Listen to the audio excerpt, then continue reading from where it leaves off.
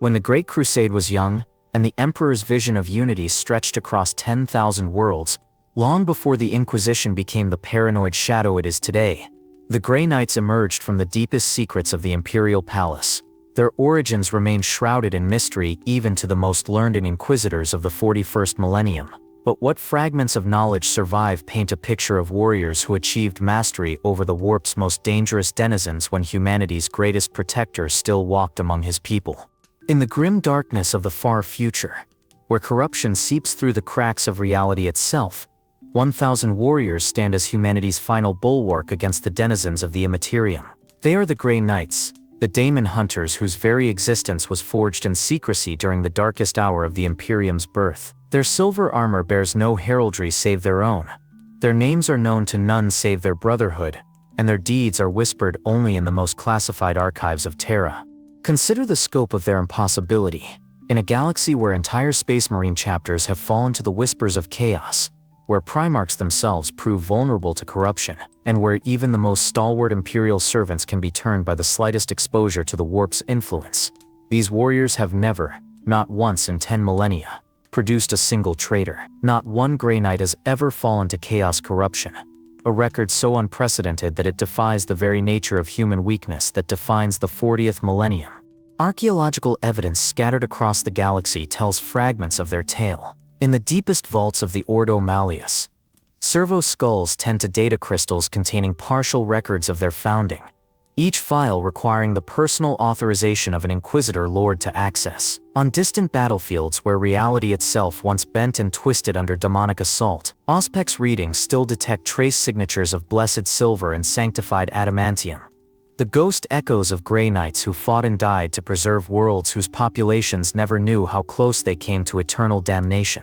The numbers alone tell a story of deliberate scarcity that borders on the mythical. While the Ultramarines count their ranks in the hundreds of thousands across their many successor chapters, while the Imperial Guard musters billions, the Grey Knights maintain exactly 1,000 battle brothers spread across 8 brotherhoods. This is not the result of recruitment difficulties or battlefield losses. This is design, a calculated decision that speaks to methods of selection and enhancement so exclusive that they make the creation of a standard Space Marine appear commonplace by comparison. Hidden within these fragments of data lies evidence of genetic material that the Emperor himself considered too valuable to waste on lesser projects, secured through methods that even Malkador the Sigillite recorded only in ciphers that remain unbroken to this day. Terra's ancient archives, buried beneath 10,000 years of bureaucratic sediment and deliberate obscuration, contain references to 8 individuals whose names have been systematically erased from every other record in the Imperium.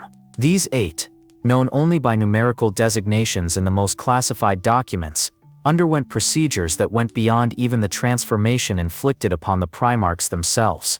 The technical specifications hint at impossibilities that challenge our understanding of both human physiology and warp interaction. Standard Space Marine creation requires the implantation of 19 specialized organs, each a miracle of biotechnology that pushes human physiology to its absolute limits.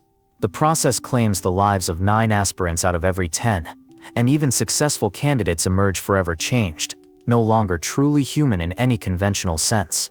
Yet the procedures that created the Grey Knights incorporated psychic enhancement techniques that the Adeptus Mechanicus classifies as theoretically impossible without fatal cerebral hemorrhaging. Most telling of all are the fragmentary records of their first deployment.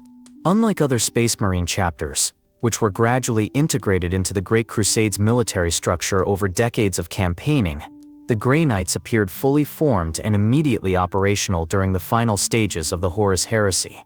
They possessed not only complete mastery of esoteric daemon hunting techniques that other Imperial forces had never seen, but also wielded weapons and armor that incorporated technologies lost to the rest of the Imperium even during its golden age. Their fortress monastery on Titan, Saturn's largest moon, defies conventional understanding of Space Marine infrastructure. Where other chapters build functional fortresses designed for defense and training, the Grey Knights constructed a complex that serves simultaneously as a psychic fortress, a research facility for warp-related phenomena, and a vault containing knowledge so dangerous that its very existence is denied by official Imperial doctrine. The structure itself is warded with protective symbols and blessed metals that predate the Emperor's known studies of chaos. suggesting access to ancient Terran traditions of daemon binding that were already ancient when the Emperor first walked among humanity. The Grey Knights represent the Emperor's answer to a threat that he alone among humanity's leaders fully understood during the dark days of the Horus Heresy.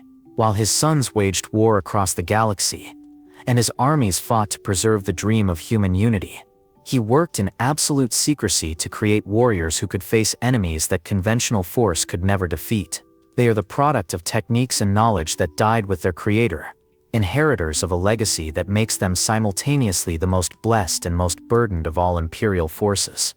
Their story is one of triumph purchased through sacrifice, of purity maintained through methods that would be considered heretical if undertaken by any other Imperial organization. They are warriors who have stared into the warp's deepest horrors and emerged not only unbroken but strengthened.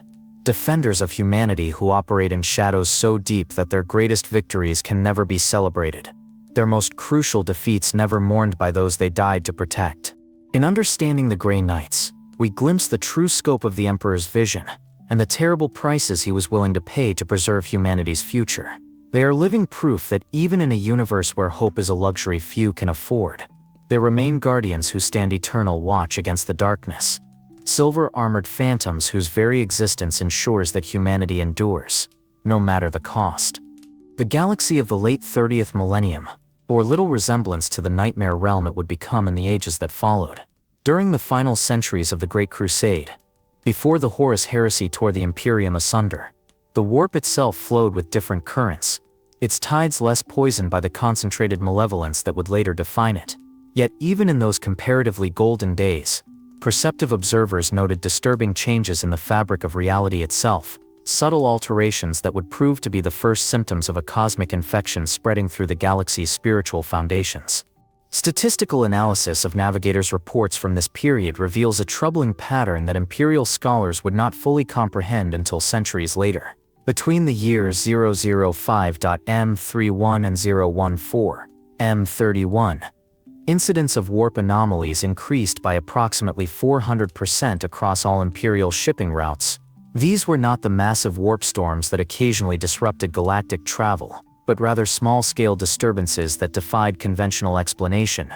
Shadows moving independently of their sources, voices speaking in languages that predated human civilization, and most disturbing of all, brief manifestations of entities that seemed to possess a malevolent intelligence. The Emperor's private archives maintained by servo skulls programmed with loyalty protocols that superseded even their machine spirit imperatives contain references to phenomena that would later be classified as minor demonic incursions. During the conquest of the Shero system in 008, M31, an entire company of Imperial Army troopers reported seeing their own reflections moving independently in polished metal surfaces, performing actions that the soldiers themselves were not taking. On Vaxenhive, archaeological teams uncovered pre-Age of Strife ruins where the walls bore inscriptions that changed when not directly observed, text shifting from Gothic script to symbols that hurt the mind to perceive. What made these incidents particularly troubling was their apparent randomness and their tendency to escalate without warning. A routine compliance action on Mordian witnessed the first recorded instance of spontaneous possession among Imperial forces, when a decorated veteran sergeant began speaking in a voice not his own, uttering prophecies about the fall of heroes whose names were not yet known to history. The incident was contained through immediate execution, but cogitator analysis of the sergeant's words revealed linguistic patterns that matched no known human language, yet somehow conveyed meaning to all who heard them. The Emperor himself began to take unprecedented personal interest in these anomalies, departing from his usual practice of delegating such matters to his primarchs or other trusted servants. Fragmentary records indicate that he established a classified research division within the Imperial Palace, staffed by individuals whose names appear nowhere else in Imperial records, and whose very existence was known only to Malkador the Sigillite and a handful of the most trusted custodians. This division's purpose, encoded in ciphertexts that remain unbroken to this day, appears to have been the systematic study of what the Emperor termed immaterium intrusion events. Environmental conditions on Terra itself reflected these growing cosmic disturbances. The planet's already heavily damaged ecosystem showed signs of psychic resonance that troubled even the Emperor's most experienced psychers. The ancient Terran webway gate, hidden deep beneath the imperial palace and known only to the emperor and his most trusted artificers, began to exhibit fluctuations in its energy patterns that defied all attempts at stabilization. Readings from the palace's most sensitive auger arrays detected what can only be described as psychic echoes emanating from locations across Terra where no psychers were present, as if the planet itself was developing a form of consciousness. Magnus the Red's warnings during this period, previously dismissed by many as the fevered imaginings of a sorcerer primarch, began to take on new significance as similar reports arrived from legions across the galaxy. The Thousand Suns detailed observations of warp phenomena, recorded in crystalline data matrices that preserved not only information, but the psychic impressions of those who recorded it, painted a picture of accelerating corruption that seemed to target Imperial forces with deliberate intelligence. The Space Marine legions themselves began to report incidents that challenged their understanding of the warp's nature. Iron Warrior's siege masters noted that certain fortress designs, particularly those incorporating specific geometric patterns, seemed to attract unusual warp activity. The Alpha Legion's intelligence networks uncovered evidence of coordinated cults across multiple star systems, all worshipping entities that claimed to exist outside conventional space-time. Most disturbing of all, the Word-Bearer's extensive theological studies identified recurring themes in primitive religions across thousands of worlds, themes that suggested the existence of powerful intelligences actively seeking to influence human civilization. These environmental changes were not limited to human-controlled space. Eldar Farseers, those few who still maintained contact with Imperial forces during this period, spoke in increasingly urgent terms about wounds in reality that were spreading across the galaxy like an infection. Their prophecies, delivered in the cryptic manner typical of their species, warned of a coming age when the barrier between reality and unreality would grow so thin that mere thoughts could manifest as physical threats. The Mechanicus cogitator banks on Mars recorded anomalous data patterns that seemed to indicate the presence of hostile artificial intelligences attempting to infiltrate their networks. Yet these intrusions bore none of the characteristics of known abominable intelligence. Instead, they displayed behaviors that suggested entities motivated by malice rather than logic, seeking not to corrupt data but to cause suffering among those who accessed it. Archaeological evidence from this period shows that even ancient human ruins began to exhibit changes that defied conventional explanation. Structures that had stood unchanged for millennia suddenly developed new chambers that appeared to have always been there. Rooms whose dimensions violated basic geometric principles and whose purposes remained utterly alien to human understanding. STC fragments discovered during this era occasionally contained design schematics for devices that served no apparent function, yet their construction required materials and techniques that seemed specifically designed to channel psychic energy. By the beginning of the 14th year of the 31st millennium, it had become clear to the Emperor that humanity faced a threat unlike any encountered during the Great Crusade. This was not an enemy that could be conquered through superior technology or military force, but rather a corruption that attacked the very foundations of reality itself. The scattered incidents and anomalous readings were not random events, but symptoms of a coordinated assault on human civilization by intelligences that existed beyond the normal constraints of space and time. The Emperor's response to these growing threats would prove to be as unprecedented as the dangers themselves, requiring the development of countermeasures that went beyond anything attempted during humanity's expansion into the stars. The stage was being set for the creation of warriors who could fight battles that conventional forces could not even perceive, guardians trained to stand against enemies that could corrupt the very souls of those who opposed them. The Emperor's recognition of the growing warp threat catalyzed a transformation in Imperial strategy that would remain hidden from even his most trusted advisors for decades to come. While the Great Crusade continued its inexorable advance across the galaxy, and the Primarchs led their legions in campaigns of unprecedented scale, a smaller but infinitely more crucial project began to take shape within the deepest vaults of the Imperial Palace. This was not merely another military initiative, but rather the development of an entirely new form of human enhancement that would push the boundaries of what the Emperor himself considered possible. Malkador the Sigillite, the Emperor's most trusted confidant and the only individual to share complete knowledge of the project's scope, began what he termed the Grand Recruitment in early 015.M31. Unlike the massive conscription drives that fed the Imperial Army or the careful selection processes that identified candidates for Space Marine transformation, this recruitment operated through channels so discreet that its very existence left no trace in official Imperial records. Malkador personally visited locations across Terra and select worlds of the inner systems, seeking individuals who met criteria so specific that finding even one suitable candidate required the evaluation of millions.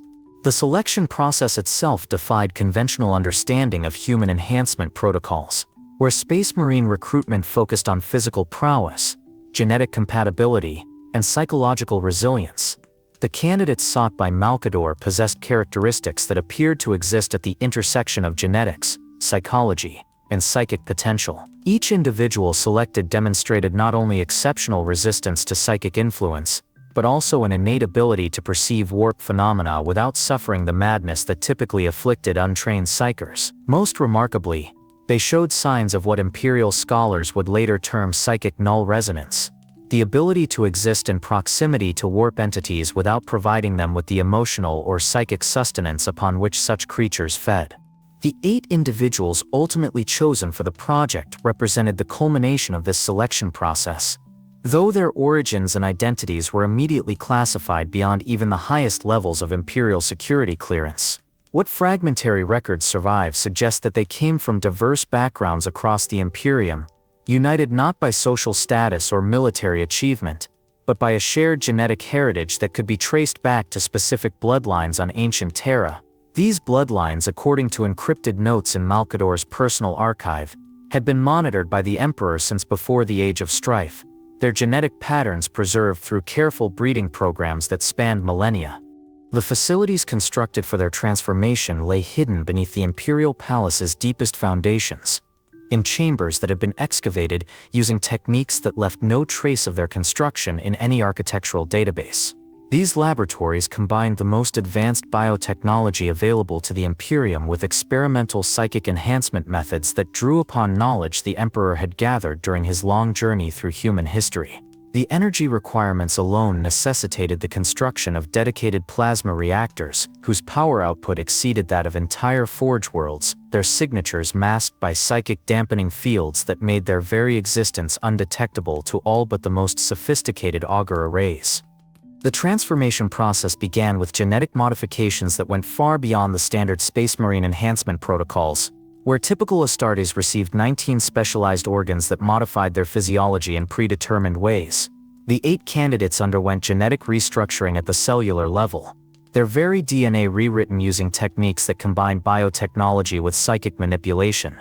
This process required not days or weeks, as was typical for Space Marine creation, but rather years of gradual modification, each change carefully monitored and adjusted to prevent the genetic breakdown that had claimed hundreds of earlier test subjects. Simultaneously, the candidates received psychic conditioning that drew upon traditions of mental discipline that predated the Emperor's known studies of the warp. These techniques, derived from sources whose origins remain classified even from Malkador, taught the candidates to exist in a state of controlled psychic resonance that allowed them to perceive warp entities while remaining immune to their corrupting influence. The training required the candidates to undergo experiences that would have driven ordinary humans to madness, exposing them to carefully controlled demonic manifestations while maintaining perfect mental equilibrium. The weapons and armor developed for these warriors represented a fusion of technology and psychic science that pushed the boundaries of what the Mechanicus considered theoretically possible. Each piece of equipment was individually crafted, using techniques that combined traditional metallurgy with psychic enhancement rituals, creating items that were simultaneously physical objects and psychic constructs. The silver used in their armor was not merely blessed metal, but rather material that had been psychically treated to exist partially within the warp itself, making it deadly to entities that existed primarily in that realm. As the project progressed, it became clear that the 8 candidates were developing capabilities that exceeded even the Emperor's most optimistic projections. Their resistance to warp corruption proved to be not merely psychological but fundamental to their enhanced biology, as if their genetic modifications had created beings who existed partially outside the normal relationship between reality and the immaterium. Testing revealed that they could not only resist demonic possession but could actually banish lesser warp entities through physical contact alone, their very presence proving toxic to creatures that drew their existence from humanity's darker emotions. The organizational structure developed for these warriors differed fundamentally from that of the Space Marine legions. Rather than the hierarchical command structures that governed other Imperial forces, the 8 founders established a brotherhood based on shared knowledge and collective responsibility for humanity's protection against warp threats. Each would serve as the nucleus for a separate company, training additional candidates who could never achieve their level of enhancement, but could serve as support forces for operations requiring conventional military capability alongside daemon hunting expertise. By 018.M3, 1, the transformation process had reached completion, producing 8 individuals who represented a new form of post-human existence that went beyond even the Primarchs in certain crucial respects. While the Primarchs had been designed as generals and inspirational leaders for humanity's expansion across the galaxy, these 8 had been created for a single terrible purpose: to serve as humanity's ultimate weapon against the denizens of the warp. They possessed not only the physical capabilities necessary to fight creatures that existed partially outside reality, but also the psychic training required to perceive and combat threats that could corrupt the very souls of those who opposed them. The Emperor's personal involvement in the final stages of the project revealed the true scope of his vision for these warriors. They would not merely serve as another Imperial military force, but rather as guardians of knowledge and techniques that were too dangerous to be widely disseminated within the Imperium. Their existence would remain hidden not only from humanity's enemies, but from most of humanity itself, their greatest victories necessarily unrecorded, and their most crucial defeats never mourned by those they died to protect. The emergence of the Grey Knights represented the culmination of the Emperor's millennia-long preparation for a war that most of humanity could not even comprehend. They were living proof that the Master of Mankind had foreseen the true nature of the threats that would face his Imperium, and had prepared countermeasures that drew upon the deepest secrets of human potential, and the most dangerous knowledge of the warp's nature. The initial deployment of the 8 founders provided the first concrete evidence that the Emperor's unprecedented investment in their creation had yielded results that surpassed even the most optimistic theoretical projections. Unlike the gradual integration process typical of new Space Marine chapters, these warriors demonstrated immediate operational capability that suggested their training had prepared them for threats that conventional Imperial forces had never encountered. Their first recorded engagement, preserved in encrypted data crystals within Malkador's personal archive, took place in the deep vaults beneath the Imperial Palace itself, where a minor demonic incursion had manifested during routine maintenance operations on the ancient Webway Gate. The incident began when tech adepts conducting standard blessing rituals on the gate's control mechanisms reported the spontaneous appearance of geometric patterns that hurt the mind to perceive directly. Within moments, the patterns had begun to move independently of their substrate, flowing across metal surfaces like liquid shadow, while emitting psychic emanations that caused nearby servitors to malfunction in ways that suggested deliberate sabotage rather than random system failure. The custodians assigned to gate security found themselves unable to approach the affected area, their psychic wards overloaded by emanations that their equipment registered as simultaneously present and absent. Documentary evidence from this engagement, recorded by servo skulls, equipped with specialized auger arrays, designed to function in high psychic environments, captured the first systematic demonstration of the Founders' capabilities. The 8 warriors approached the affected area in perfect formation, their silver armor seeming to repel the very light around them, while their weapons, force weapons of a design that appeared nowhere else in Imperial arsenals, generated fields of energy that caused the spreading patterns to contract and writhe as if in pain. Most remarkably, the warriors themselves showed no signs of the psychic strain that typically affected even heavily warded individuals when exposed to warp phenomena. The banishment process itself defied conventional understanding of how daemon-binding rituals were supposed to function. Rather than the complex ceremonies and lengthy incantations that Imperial scholars had developed for dealing with minor warp manifestations, the Founders employed techniques that appeared to be simultaneously simple and impossibly sophisticated. They spoke in unison, their voices harmonizing in ways that created psychic resonances capable of forcing warp entities back into the immaterium, while their movements followed patterns that seemed to exist partially outside normal three-dimensional space. Custodian Captain Valdor's personal observations, recorded in his private log and classified at the highest levels of Imperial security, noted that the Founder's presence seemed to create zones of psychic stability that prevented new demonic manifestations from forming within a radius of approximately 50 meters. This effect appeared to be passive rather than consciously generated, suggesting that their enhanced physiology naturally disrupted the conditions necessary for warp entities to maintain coherent existence in real space. The implications of this capability were staggering. They represented living weapons against chaos that required no external support or specialized equipment to function effectively. Testing conducted in controlled environments within the palace's most secure laboratories revealed additional capabilities that challenged fundamental assumptions about the relationship between human consciousness and warp phenomena.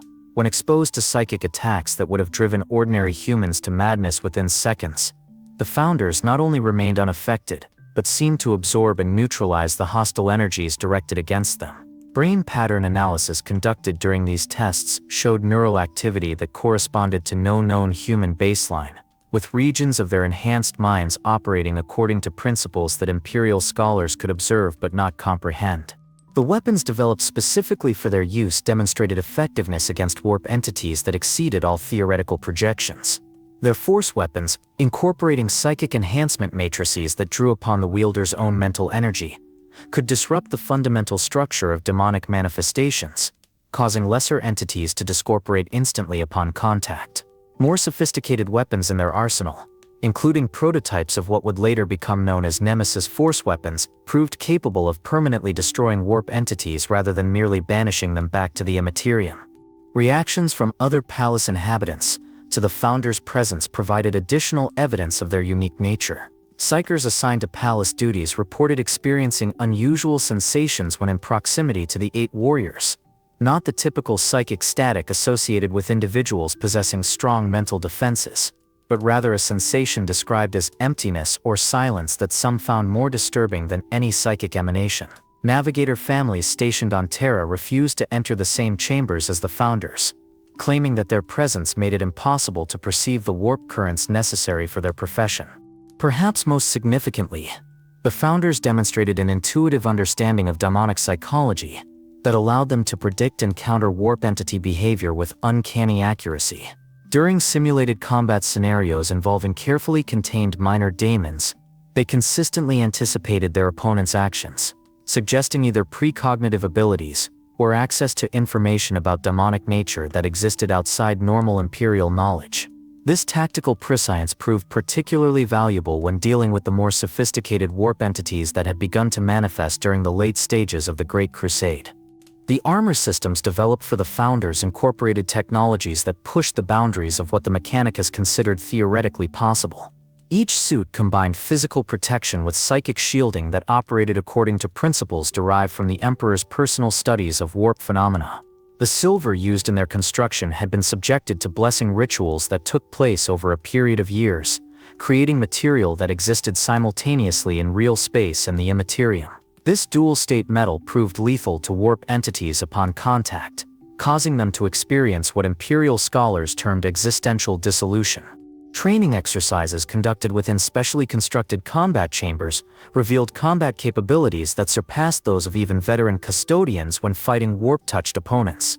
The Founders moved with perfect coordination despite never having trained together as a unit, their enhanced senses allowing them to perceive and respond to threats that remained invisible to conventional augur equipment. Their tactical doctrine, developed through a combination of intensive study and practical experience, emphasized precision and efficiency over the overwhelming force typically employed by other Imperial military units. Intelligence gathered during these early tests suggested that the Founders possessed knowledge of daemon binding techniques that predated the Emperor's known studies of chaos. When questioned about the source of this knowledge, they reported experiencing inherited memories that seemed to derive from their genetic modifications rather than conventional training. Analysis of these memories revealed information about warp entity hierarchies and behavioral patterns that corresponded to no existing Imperial database, suggesting access to knowledge sources that remain classified even from the project's most senior researchers. The psychological profiles developed for each Founder revealed personalities that had been fundamentally altered by their enhancement process. While they retained their essential humanity and individual characteristics, They demonstrated emotional responses that suggested partial immunity to the fear and despair that typically affected humans when confronted with warp phenomena. This psychological stability proved crucial for maintaining operational effectiveness during encounters with entities specifically designed to exploit human psychological weaknesses. By the completion of their initial testing phase, it had become clear that the 8 founders represented something entirely new in human evolution. Warriors who combined the physical capabilities of enhanced humans with psychic abilities that allowed them to fight enemies that conventional forces could not even perceive. Their very existence proved that the Emperor's vision of humanity's potential extended far beyond the creation of Space Marines or even Primarchs, encompassing possibilities that would reshape the nature of humanity's relationship with the warp itself. The period following the Founders' successful initial deployment marked the beginning of what Imperial historians would later recognize as the Grey Knights' true genesis as an organization. With proof of concept established through their devastating effectiveness against warp entities, the Emperor authorized the expansion of the project into a fully operational daemon hunting force. This expansion required not merely the recruitment of additional personnel, but the development of an entirely new military doctrine, organizational structure, and technological base that could support operations against enemies that existed partially outside conventional reality. The core philosophy underlying this expansion drew upon principles that the Emperor had developed during his millennia-long study of human potential and warp phenomena. Unlike other Space Marine chapters, which were designed to operate as self-contained military forces capable of independent campaign management, the Grey Knights would function as a highly specialized instrument designed for a single purpose: the complete eradication of demonic threats to humanity. This singular focus allowed for innovations in training, equipment, and operational doctrine that would have been impossible within the constraints of conventional military organizations. The genetic enhancement protocols developed for the broader Grey Knights recruitment program represented a carefully calibrated compromise between the extreme modifications undergone by the 8 founders and the practical requirements of large-scale personnel production. While subsequent candidates could never achieve the founders' level of enhancement, the procedures developed for them incorporated breakthrough discoveries made during the founders' transformation process. These protocols included genetic modifications that provided natural resistance to warp corruption, psychic enhancement that allowed perception of demonic entities, and physiological changes that made the candidates' very presence toxic to warp-based life forms. Recruitment for the expanded organization followed patterns that differed fundamentally from those employed by other Imperial forces. Rather than drawing candidates from established military academies or planetary defense forces, the Grey Knights recruited from populations that had demonstrated natural resistance to psychic phenomena. These individuals, identified through testing programs that operated under deep cover across hundreds of worlds, possessed genetic markers that suggested descent from bloodlines that had survived the Age of Strife through unusual means. Many showed signs of limited psychic ability that had been rigorously suppressed through cultural or religious practices, creating individuals with latent potential who had learned to resist rather than embrace their supernatural capabilities. The technological achievements realized during this period established foundations that would remain essentially unchanged for the next 10 millennia. The development of Nemesis force weapons, building upon the prototypes created for the founders, produced personal armaments that could channel their wielders' psychic energy into forms capable of permanently destroying demonic entities. These weapons incorporated metallurgy techniques that combined traditional smithcraft with psychic enhancement rituals, creating items that existed simultaneously as physical objects and psychic constructs. Each weapon required months of individual crafting by artificers who underwent special training to work with materials that could injure or kill unprotected humans through mere proximity. The Aegis armor system developed for Grey Knights represented perhaps the most significant technological achievement of the project. Unlike the power armor worn by other Space Marine chapters, Aegis armor incorporated psychic shielding that operated according to principles derived from the Emperor's personal studies of warp phenomena. The armor's unique silver coloration resulted not from aesthetic choice, but from the incorporation of specially treated metals that had been subjected to blessing rituals lasting several years. This material proved capable of disrupting the molecular cohesion of daemonic entities, while providing enhanced protection against both physical and psychic attacks. Organizational structure within the Grey Knights followed patterns that reflected their unique operational requirements rather than conventional military hierarchy. The 8 founders became Grand Masters, each responsible for developing specialized capabilities within their respective brotherhoods. This structure allowed for tactical flexibility while maintaining the unity of purpose essential for operations against intelligent enemies who could exploit organizational weaknesses. Each brotherhood developed expertise in specific aspects of daemon hunting, from the containment of minor manifestations to the banishment of greater daemons, while maintaining the ability to operate independently when required. The establishment of Titan as their fortress monastery represented the final major achievement of this foundational period. Saturn's largest moon provided several advantages that made it ideal for the Grey Knight's purposes. Its distance from Terra offered security while maintaining reasonable communication links. Its harsh environment provided natural barriers against conventional infiltration, and its unique position within the Sol system's gravitational fields created psychic resonances that could be harnessed for their operations. The fortress constructed there incorporated architectural principles that combined practical military requirements with psychic enhancement capabilities, creating a structure that served simultaneously as a base of operations, a research facility, and a repository for knowledge too dangerous to be stored elsewhere. The vault systems constructed within the Titan Fortress contained technological and psychic artifacts gathered from across the galaxy during the Great Crusade. These included pre-Age of Strife daemon-binding implements, xenotech devices capable of disrupting warp phenomena, and experimental weapons developed specifically for use against entities that existed primarily in the Imperium.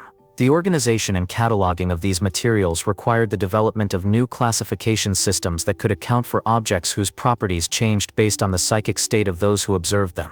Training protocols developed during this period established standards that would remain essentially unchanged throughout the Grey Knight's subsequent history. Candidates underwent not only the physical conditioning typical of Space Marine creation, but also extensive psychic training that taught them to perceive and combat warp entities while maintaining perfect mental equilibrium. This training included controlled exposure to minor demonic manifestations, instruction in the use of true names as weapons, and the development of mental disciplines that allowed them to resist corruption attempts that could bypass conventional psychic defenses.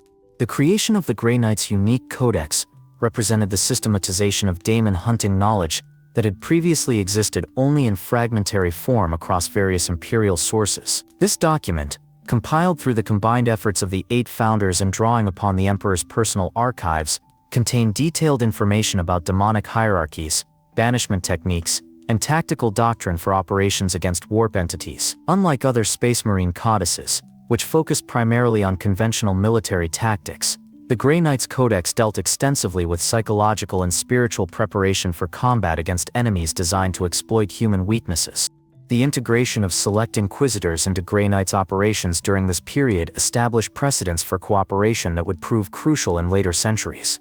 These Inquisitors, chosen for their exceptional resistance to corruption and their expertise in warp-related phenomena, provided political cover for Grey Knight's operations while gaining access to daemon hunting capabilities that no other Imperial organization possessed. This relationship, while occasionally strained by conflicting priorities, created a foundation for the coordinated response to daemonic threats that would become essential as chaos influence expanded throughout the galaxy. Research programs established during the Grey Knight's Golden Age produced breakthrough discoveries in psychic science that advanced Imperial understanding of warp phenomena by several centuries. These included techniques for the permanent banishment of demonic entities, methods for tracking chaos cults through psychic resonance patterns, and defensive measures that could protect entire populations from warp-based mental influence.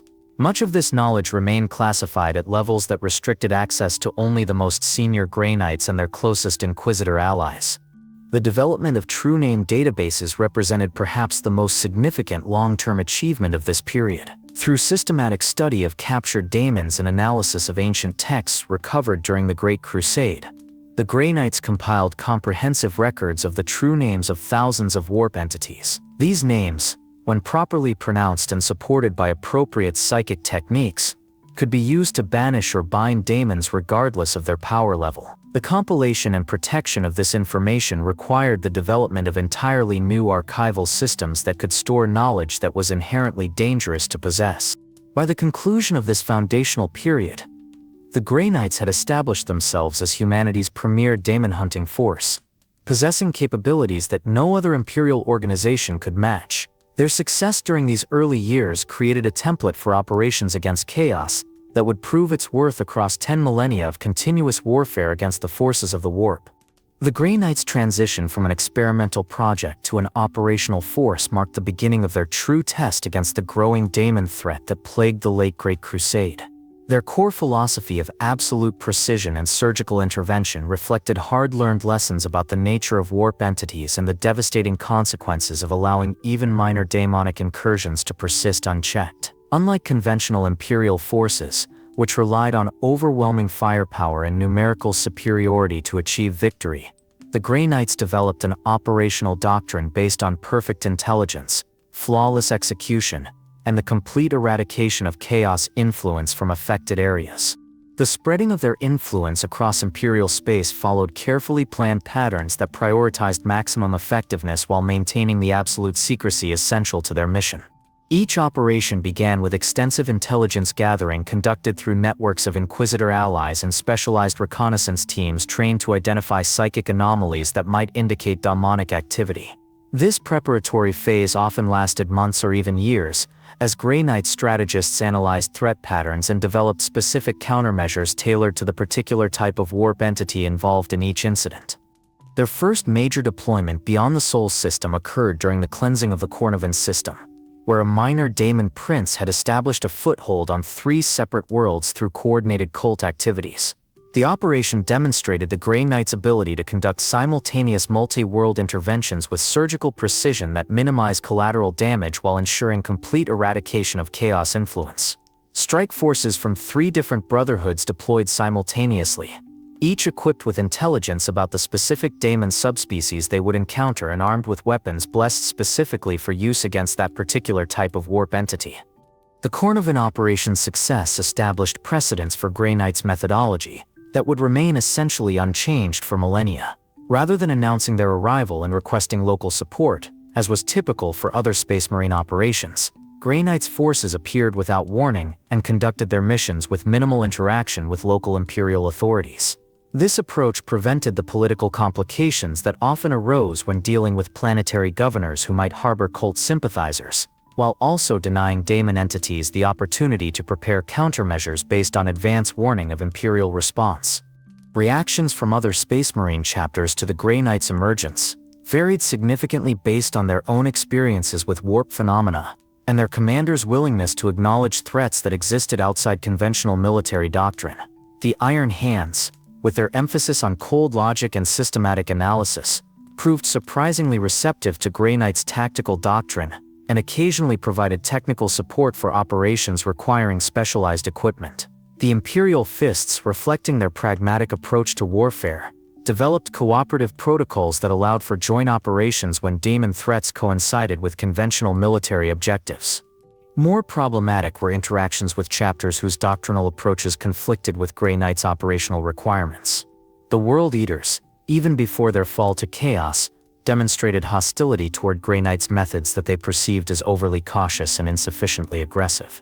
Several incidents occurred during the late Great Crusade where World Eaters' forces attempted to interfere with Grey Knight's operations, believing that conventional assault tactics would prove more effective against daemon entities than the careful ritual preparations that Grey Knight's doctrine required. The Space Wolves presented unique challenges due to their own traditions of dealing with supernatural threats and their resistance to external authority in matters they considered within their area of expertise. Early encounters between Grey Knights and Space Wolves forces resulted in territorial disputes that required intervention from the highest levels of Imperial command to resolve. These conflicts established patterns of mutual suspicion that would have catastrophic consequences in later centuries, as both organizations developed parallel capabilities for fighting warp entities while maintaining incompatible operational philosophies. Growing complications with Imperial bureaucracy arose as Grey Knight's operations expanded across more star systems, and inevitably came into contact with established Imperial administrative structures. Planetary governors, accustomed to receiving advance notification of Space Marine deployments, found themselves dealing with warriors who appeared without warning, conducted operations without explanation, and departed without providing after-action reports to local authorities. The secrecy requirements that were essential to Grey Knight's effectiveness created friction with Imperial administrators, who required documentation for everything from resource allocation to casualty reporting. The development of cell-based operational structures allowed the Grey Knights to maintain operational security while expanding their influence across Imperial space. Each cell consisted of a small number of Grey Knights supported by carefully selected Imperial Guard units and Inquisitor personnel, operating independently while maintaining communication links that allowed for coordination when larger threats required combined response. This structure provided flexibility and redundancy while limiting the intelligence that could be compromised if any single cell was discovered by Chaos forces. Intelligence networks established during this period created the foundation for threat assessment capabilities that would prove crucial in later centuries. Grey Knights analysts developed techniques for identifying the psychic signatures associated with different types of daemon activity, allowing them to predict incursion patterns and deploy countermeasures before manifestations could establish permanent footholds in real space. These analytical methods incorporated traditional intelligence gathering with psychic scrying techniques that could track warp entities across multiple star systems. Successful daemon purging operations conducted during this expansion phase provided valuable data about daemon behavior patterns and effective countermeasures against different types of warp entities. The cleansing of Valen Prime demonstrated Grey Knight's effectiveness against possession-based threats, while the Mordian incident revealed techniques for dealing with reality distortion phenomena that conventional Imperial forces could not even perceive. Each successful operation contributed to a growing database of tactical knowledge that enhanced the effectiveness of subsequent missions. Strategic assessments conducted by Grey Knight's leadership during this period identified several concerning trends in daemon activity that suggested coordinated intelligence behind apparently random manifestations. Incident reports from across Imperial space revealed patterns that indicated daemon entities were learning from their encounters with Imperial forces and adapting their tactics accordingly. Most disturbing were signs that different types of warp entities were coordinating their activities in ways that suggested a unified command structure existing within the Imperium itself. The expansion of Grey Knight's influence inevitably attracted attention from Chaos forces seeking to understand and counter their effectiveness. Evidence gathered from purged cult sites revealed that daemon entities had begun specifically targeting Grey Knight's recruitment worlds and support facilities, suggesting that their existence was no longer completely secret from their primary enemies. This development forced modifications to operational security protocols and required the establishment of additional layers of misdirection to protect crucial Grey Knights assets. Resource allocation challenges emerged as Grey Knights operations expanded beyond the capabilities of their initial infrastructure on Titan. The production of specialized equipment required for daemon hunting operations could not be easily scaled up using conventional Imperial manufacturing methods, as many components required individual crafting by artificers with specialized training and working with psychically active materials. This limitation necessitated the establishment of hidden manufacturing facilities on carefully selected worlds where Grey Knights could maintain the security necessary for producing their unique equipment. Cooperation protocols developed with Imperial Guard units during this period established standards for joint operations that balanced operational effectiveness with security requirements. Selected Imperial Guard regiments received limited training in dealing with warp phenomena, allowing them to provide effective support for Grey Knights operations while maintaining the psychological stability necessary for prolonged exposure to daemon activity. These protocols included procedures for memory modification that allowed support personnel to retain tactical knowledge while forgetting specific details that might compromise ongoing operations. The establishment of safe houses and supply depots across Imperial space created a logistics network that could support extended operations far from Titan, while maintaining the secrecy essential to Grey Knight's effectiveness. These facilities, disguised as conventional Imperial installations or hidden within existing infrastructure, provided emergency supplies and communication links that allowed isolated Grey Knights units to maintain operational capability during extended missions. The construction and maintenance of this network required coordination with select Mechanicus and Imperial Navy personnel who underwent extensive screening and psychological conditioning to ensure their reliability. By the end of this expansion phase, the Grey Knights had established themselves as the Imperium's primary response force for daemon threats, possessing operational capabilities that exceeded those of any other Imperial organization when dealing with warp-related phenomena. Their success had also created new challenges and responsibilities that would test their organizational flexibility and operational security in the trials that lay ahead. The success of Grey Knights' operations across Imperial space during their expansion phase had begun to produce unintended consequences that would fundamentally challenge their operational assumptions and security protocols. By the middle years of the Great Crusade's final phase, intelligence analysts within the organization noticed subtle but disturbing patterns in daemon behavior that suggested their enemies were adapting to Grey Knights' tactics with a speed and sophistication that defied conventional understanding of warp entity capabilities. These changes represented the first evidence that the Grey Knights' very effectiveness had attracted the personal attention of intelligences within the Imperium that possessed resources and cunning far beyond those of the lesser daemons they had previously encountered. The earliest anomalies manifested as seemingly impossible coordination between daemon entities operating in different star systems with no apparent means of communication.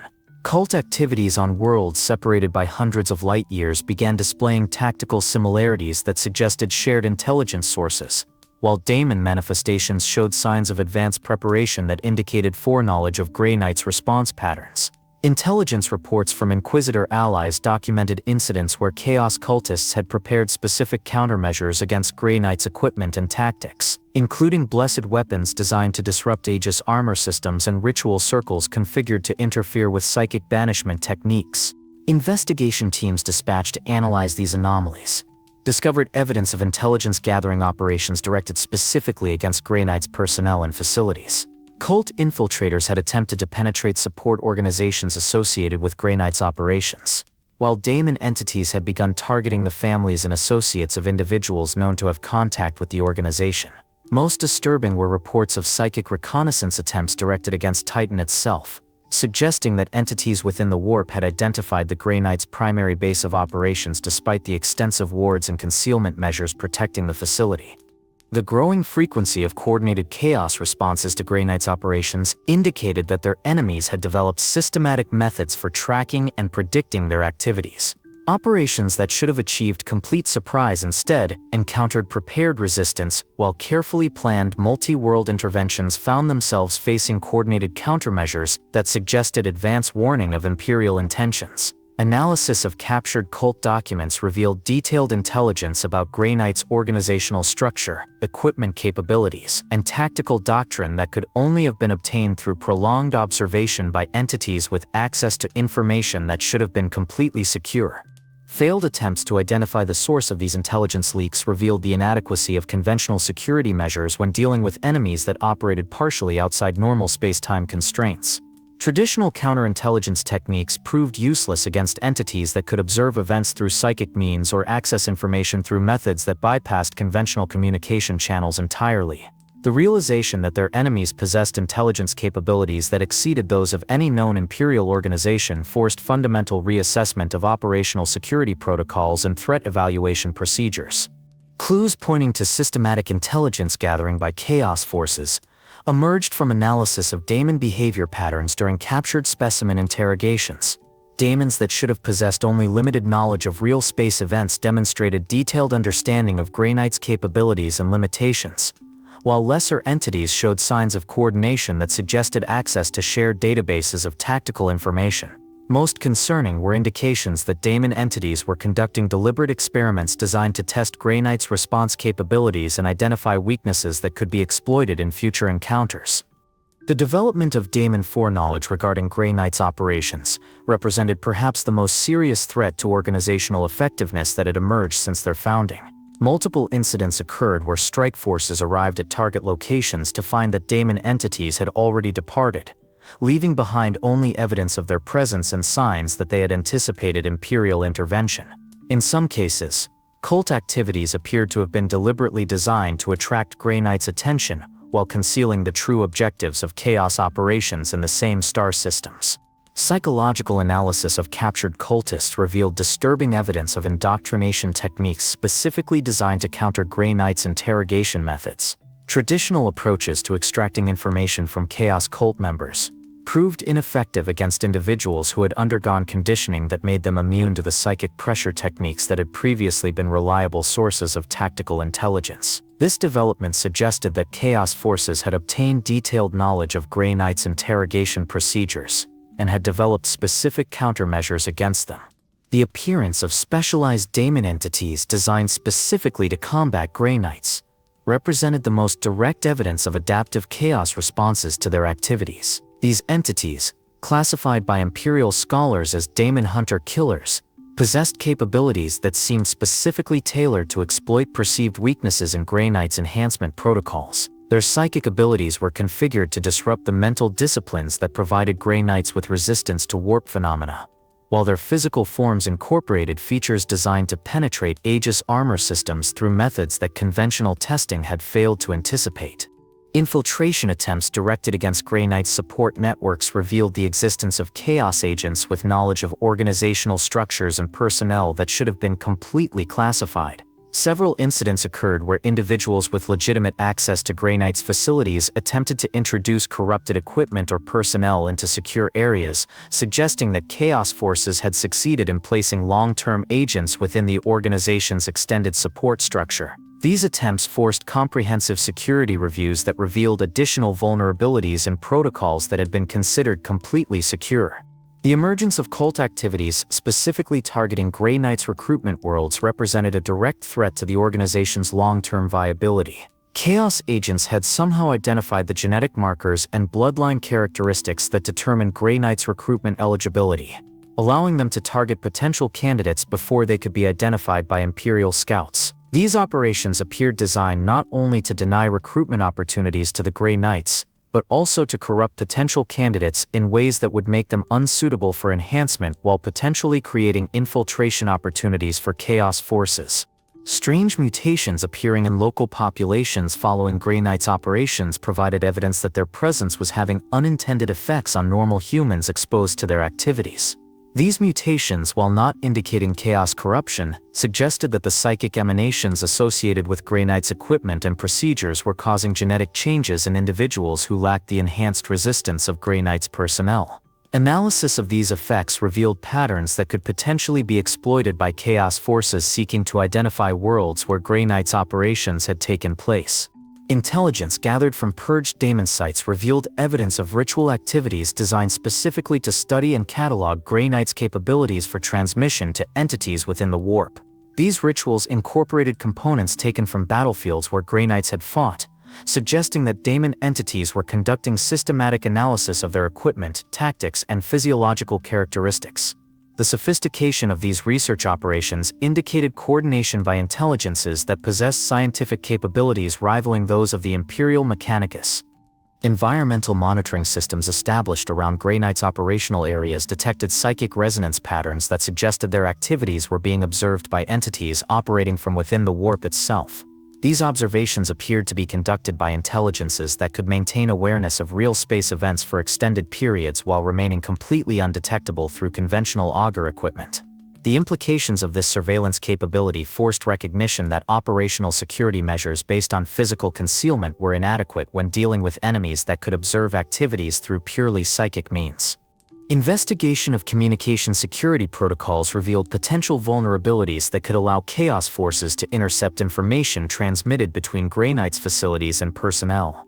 While the encryption methods employed were theoretically unbreakable using conventional techniques, the possibility that daemon entities possessed computational capabilities that operated according to non-physical principles created uncertainty about the security of any information transmitted through normal communication channels. This discovery necessitated the development of entirely new communication methods that incorporated psychic shielding techniques to prevent warp-based interception.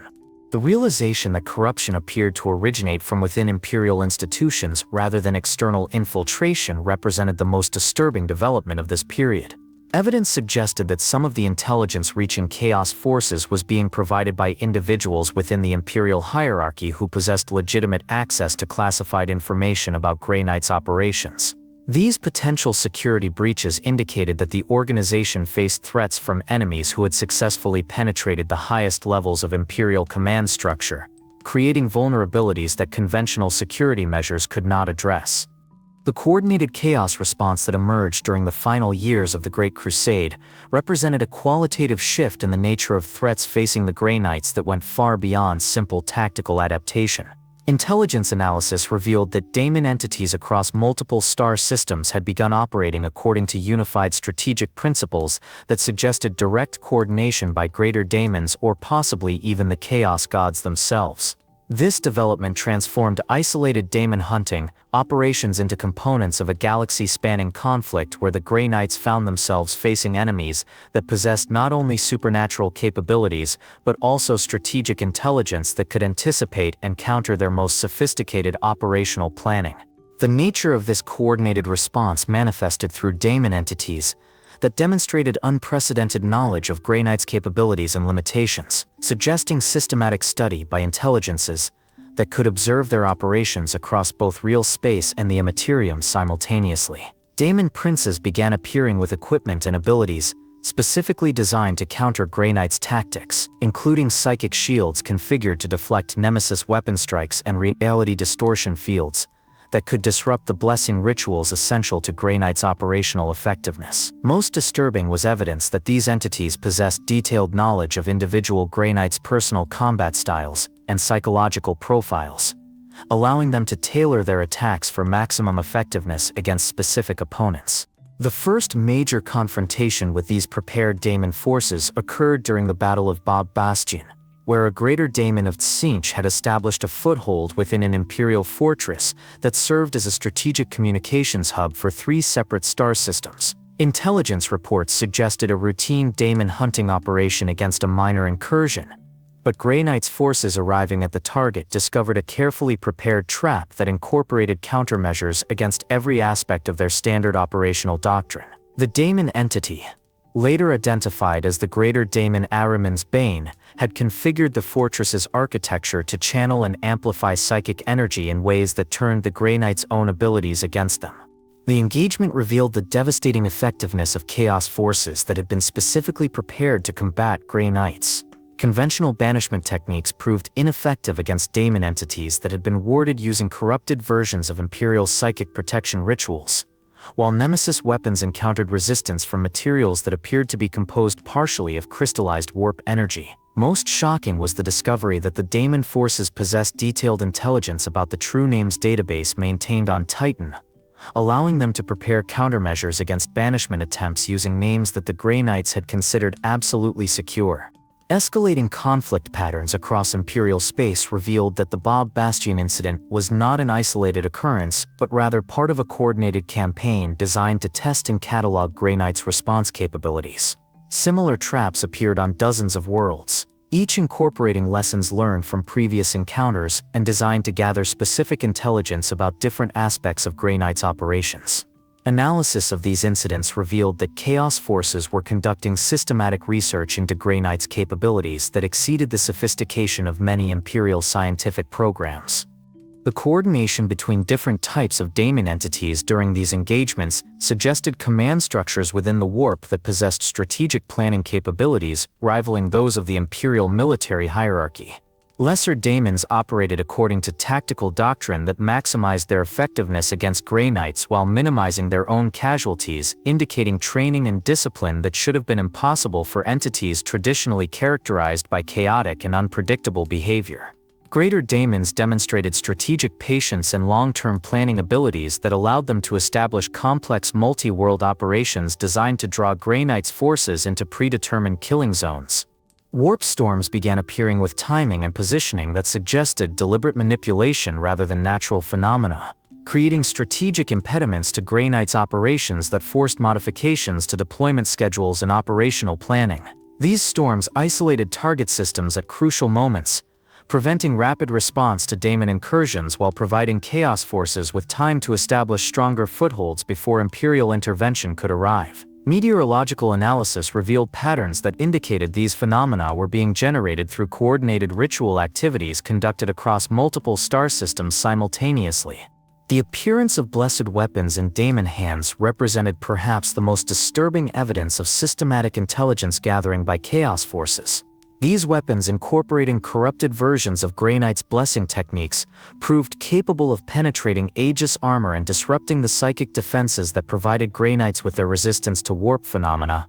Investigation revealed that the blessing techniques had been reverse-engineered from captured Grey Knight's equipment, suggesting that Chaos forces possessed technical capabilities that allowed them to analyze and reproduce even the most sacred aspects of Imperial daemon hunting technology. Casualty rates among Grey Knights began climbing as Chaos forces, demonstrated increasing effectiveness in targeting the psychological and spiritual vulnerabilities that their enhancement procedures had been designed to eliminate. Daemon entities appeared with capabilities specifically designed to exploit the mental disciplines that provided Grey Knights with their resistance to corruption, creating psychological attacks that could bypass conventional psychic defenses through methods that Imperial scholars could observe but not comprehend. These attacks proved particularly effective against Grey Knights who had extensive combat experience, suggesting that Chaos forces were targeting the organization's most valuable personnel. Multi-front daemon incursions began appearing that required simultaneous response from multiple Grey Knights brotherhoods, stretching organizational resources beyond their designed operational limits. These coordinated attacks appeared designed to force the Grey Knights into tactical positions where they could not employ their preferred precision strike methods, instead requiring sustained combat operations that favored daemon entities with superior numbers and the ability to regenerate losses through continued connection to the warp. Analysis revealed that these operations were timed to coincide with Imperial military commitments that prevented conventional forces from providing support for Grey Knights operations. The development of daemon entities with specific anti-Grey Knights capabilities represented the most direct evidence of adaptive evolution in response to Imperial daemon hunting operations. These specialized entities, classified by Imperial scholars as Knight-Bane variants, possessed abilities that seemed to have been specifically engineered to counter Grey Knights' enhancement protocols. Their psychic attacks could disrupt the neural pathways that provided Grey Knights with their resistance to warp phenomena, while their physical forms incorporated features designed to exploit the specific vulnerabilities created by Grey Knights' genetic modifications. Strategic analysis conducted by Grey Knights' leadership revealed that their enemies were implementing a comprehensive campaign designed to neutralize the organization's effectiveness through systematic elimination of their operational advantages.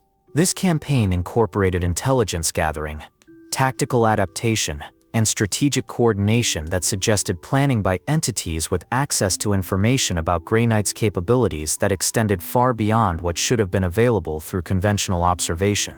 The sophistication of these operations indicated that the Grey Knights faced enemies that possessed not only supernatural abilities, but also strategic intelligence that could match or exceed their own organizational capabilities. Chaos cult activities began incorporating specific countermeasures against Grey Knights' intervention techniques, including ritual preparations designed to disrupt teleportation strikes and psychic wards configured to interfere with the blessing ceremonies essential to Grey Knights' equipment functionality. These countermeasures demonstrated detailed knowledge of Grey Knights' operational procedures that could only have been obtained through prolonged observation by entities with access to classified information about their tactics and capabilities. Most concerning was evidence that these countermeasures were being continuously updated and refined based on observation of Grey Knights' responses to previous versions.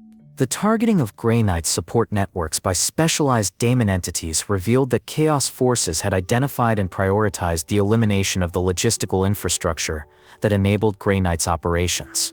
These attacks focused on manufacturing facilities, supply depots, and communication networks that provided essential support for daemon hunting operations, suggesting strategic understanding of the organizational vulnerabilities that could cripple Grey Knights' effectiveness without requiring direct confrontation with their combat forces. The precision of these attacks indicated intelligence about Grey Knights' support structures that exceeded what should have been available to entities operating primarily within the warp. Intelligence gathered from captured daemon entities revealed the existence of research programs within the warp that were specifically focused on developing countermeasures against Grey Knights' capabilities. These programs appeared to incorporate both direct observation of Grey Knights' operations and systematic experimentation with captured Grey Knights' equipment and personnel. The sophistication of these research efforts suggested coordination by greater daemons or possibly daemon princes with scientific capabilities that rivaled those of the Imperial Mechanicus. The emergence of daemon entities capable of permanent existence in real space without maintaining connection to the warp represented a fundamental challenge to Grey Knight's operational doctrine, which relied heavily on banishment techniques that forced daemon entities back into the Imperium. These entities, apparently created through techniques that allowed them to sustain themselves using ambient psychic energy rather than direct warp connection, proved immune to conventional banishment methods while retaining their supernatural capabilities. Their existence suggested that Chaos forces had developed techniques for creating permanent daemon populations that could operate independently of warp fluctuations. Recognition that the threat had evolved beyond conventional daemon hunting parameters forced fundamental reassessment of Grey Knight's organizational priorities and operational capabilities. The enemies they now faced possessed not only supernatural abilities but also strategic intelligence, technical capabilities and coordination that transformed isolated daemon hunting operations into components of a galaxy-spanning conflict that would test every aspect of their training and equipment. The recognition that conventional Grey Knight's doctrine was proving inadequate against the evolved chaos threat forced the organization's leadership to consider modifications to their operational principles that would have been unthinkable during their foundational period.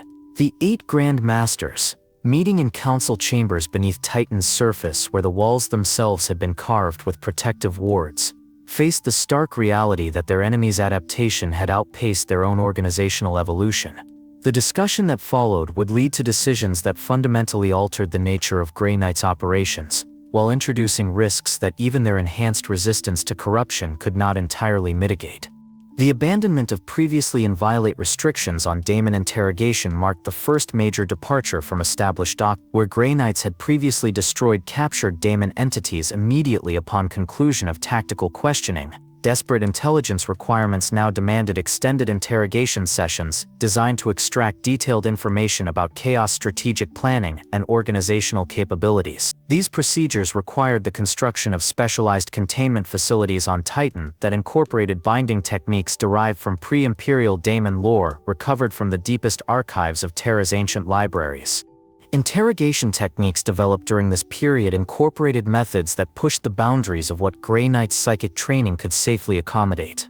The process of extracting information from greater daemons required interrogators to establish limited psychic contact with entities whose very existence was antithetical to human consciousness, creating risks of mental contamination that conventional resistance training could not entirely eliminate. Several Grey Knights assigned to interrogation duties reported experiencing what they termed inherited memories from daemon entities, gaining access to information about warp phenomena that came with psychological costs that Imperial scholars could observe but not comprehend. The decision to weaponize captured chaos artifacts represented perhaps the most controversial innovation adopted during this period. Analysis of daemon equipment recovered from battlefield sites revealed technological principles that could potentially be adapted for use against their original creators, but incorporating such technology into Grey Knight's operations required extensive research into the nature of chaos engineering that brought researchers into contact with knowledge that existed at the intersection of science and corruption.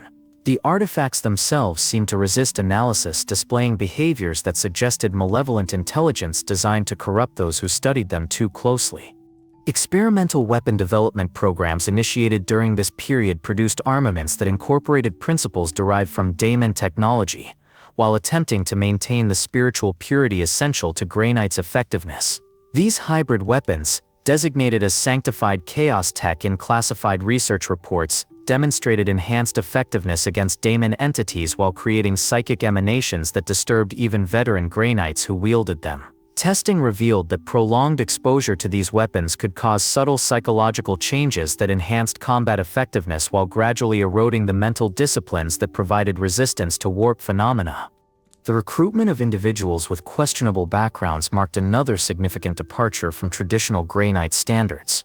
Faced with mounting casualties and the need for specialized skills that could not be developed through conventional training, the organization began considering candidates with limited exposure to chaos influence who possessed natural abilities that could be turned against their former masters. These recruits underwent enhancement procedures that incorporated techniques designed to purge chaos taint while preserving the knowledge and capabilities that made them valuable, creating personnel who existed in a precarious balance between purity and corruption. Psychic enhancement procedures that exceeded established safety limits were developed in response to the increasing sophistication of daemon entities that could exploit the limitations of conventional Grey Knight's capabilities. These procedures, derived from techniques discovered in forbidden text recovered from the Emperor's personal archives, could enhance individual Grey Knight's abilities to levels that approached those of the original 8 founders. However, the enhancement process created psychological stress that pushed even enhanced human minds toward their breaking points, while generating psychic emanations that could attract the attention of entities within the warp that were better left undisturbed. The integration of daemon-derived technologies into Grey Knight's equipment represented the most technically challenging innovation attempted during this period. Research teams working in laboratories shielded by multiple layers of psychic protection developed techniques for incorporating chaos technological principles into Imperial designs without compromising the spiritual purity essential to Grey Knight's operations. These hybrid technologies demonstrated capabilities that exceeded conventional Imperial engineering, but their creation required exposure to knowledge that could corrupt researchers who lacked the enhanced resistance provided by Grey Knight's genetic modifications. Experimental warding techniques that incorporated corrupted symbols and sigils marked another boundary crossed in the pursuit of enhanced effectiveness against daemon threats. These wards, based on principles discovered through analysis of chaos ritual sites, could provide protection against specific types of daemon attacks while creating psychological effects on those protected that mimicked certain aspects of chaos corruption. The use of such techniques required careful psychological monitoring to ensure that the benefits gained did not come at the cost of spiritual integrity essential to Grey Knight's resistance to true corruption. The development of true name manipulation techniques that could bind rather than banish daemon entities represented perhaps the most dangerous innovation undertaken during this period. These techniques, derived from ancient Terran traditions of daemon binding that predated the Emperor's known studies of chaos, allowed Grey Knights to force daemon entities into temporary service against their own kind.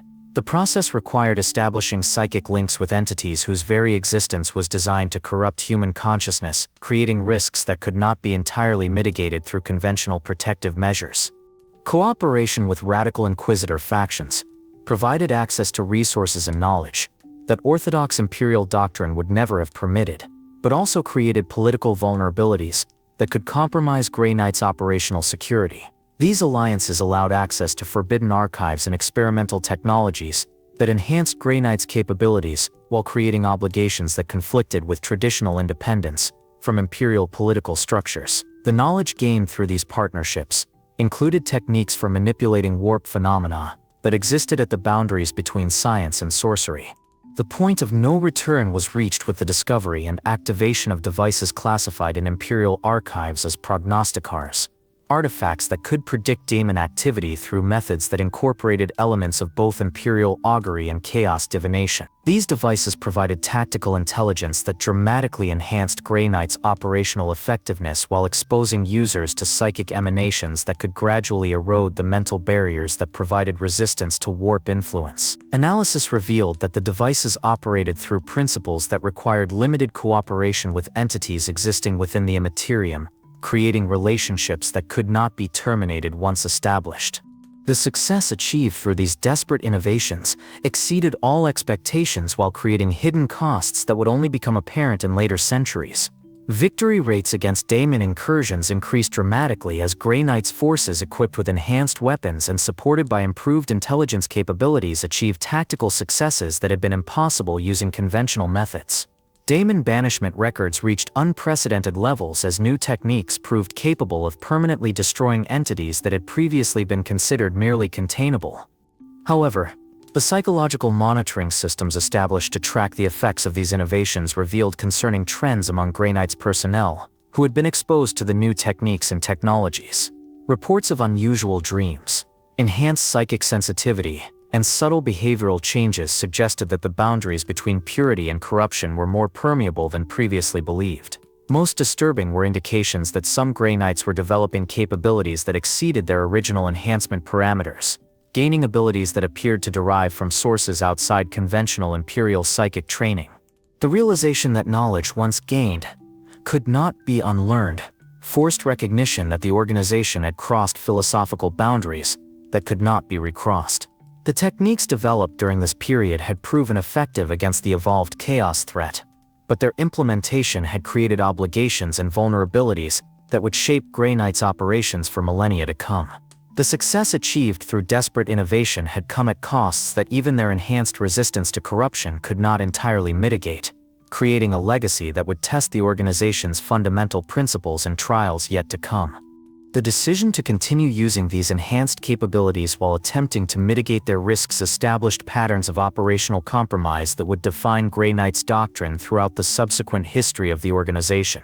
They had proven that even the most sophisticated chaos threats could be defeated through sufficiently desperate measures, But victory had required crossing lines that transformed them from purely Imperial servants into something that existed at the intersection of purity and corruption, forever changed by their willingness to fight monsters using weapons forged from monstrous knowledge.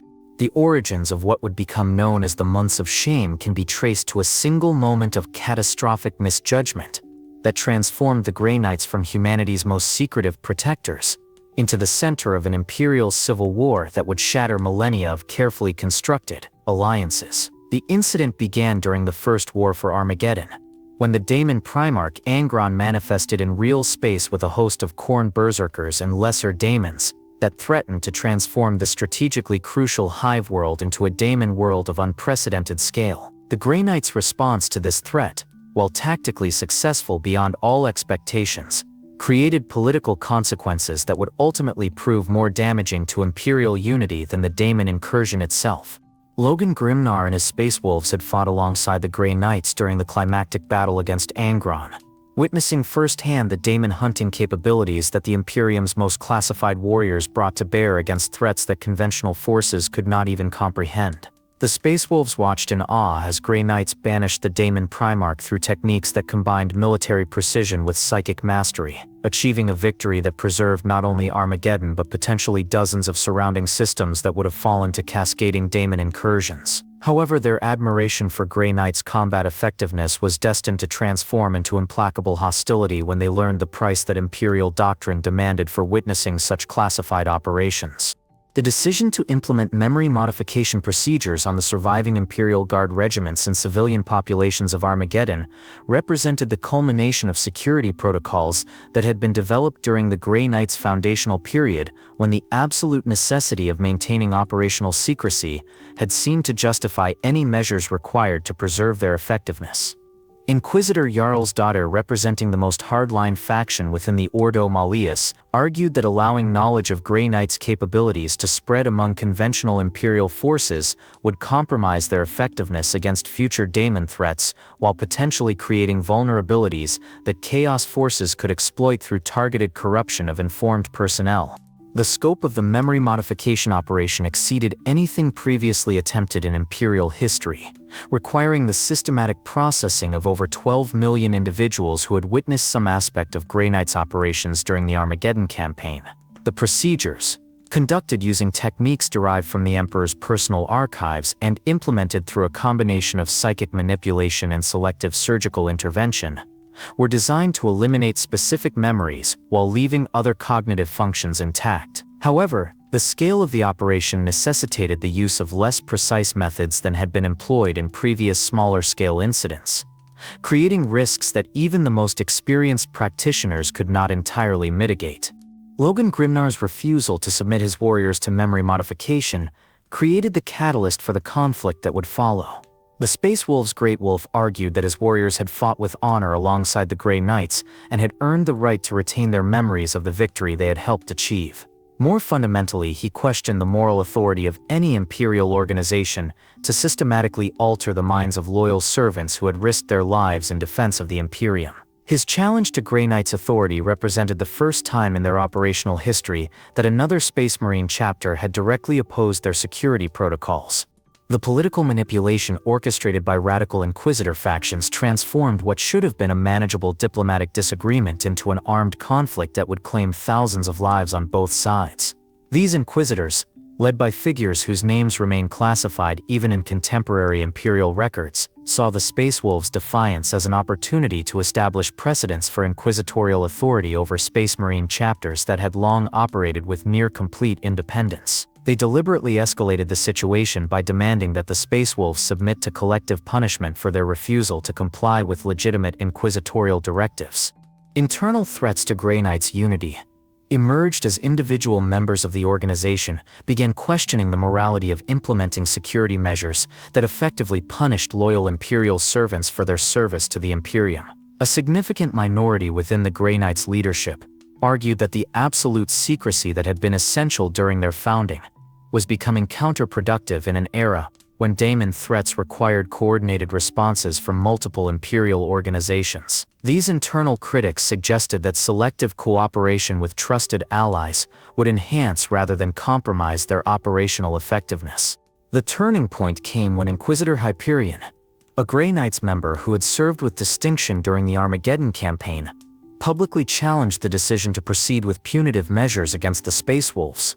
His argument that the Grey Knights had become so obsessed with maintaining secrecy that they had lost sight of their fundamental purpose as protectors of humanity resonated with other members of the organization who had begun questioning whether their methods had become an end in themselves rather than means to achieve their mission of protecting humanity from daemon threats.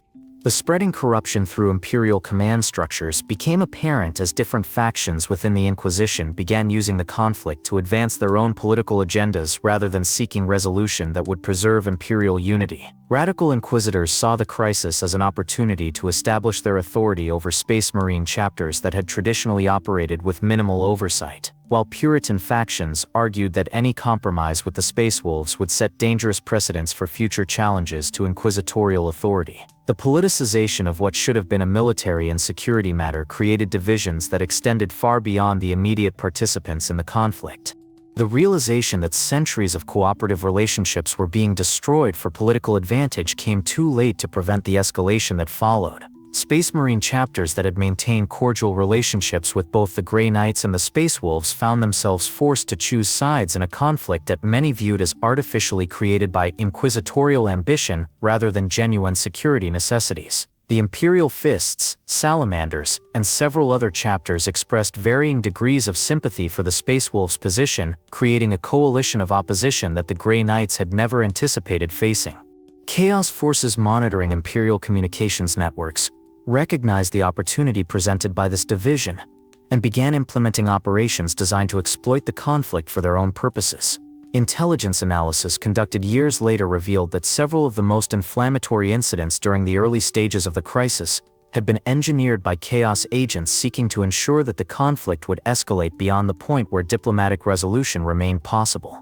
The discovery that their enemies had successfully manipulated them into a fratricidal war represented perhaps the most devastating blow to Grey Knights' morale since their founding. The final realization of the scope of political disaster came when Logan Grimnar issued his formal challenge to the moral authority of the Inquisition to implement collective punishment against his warriors. His declaration that the Space Wolves would resist any attempt to forcibly modify their memories or impose sanctions for their refusal to comply with what he characterized as illegitimate directives created a direct confrontation between two imperial organizations that had previously shared common cause in defending humanity against existential threats. The political ramifications extended far beyond the immediate participants, as other imperial organizations were forced to declare their positions regarding the conflict. The Adeptus Mechanicus, Imperial Navy, and various planetary governors found themselves choosing between supporting inquisitorial authority and maintaining relationships with Space Marine chapters, whose independence they had traditionally respected. The fragmentation of Imperial unity that resulted from these forced choices created vulnerabilities that would take centuries to repair.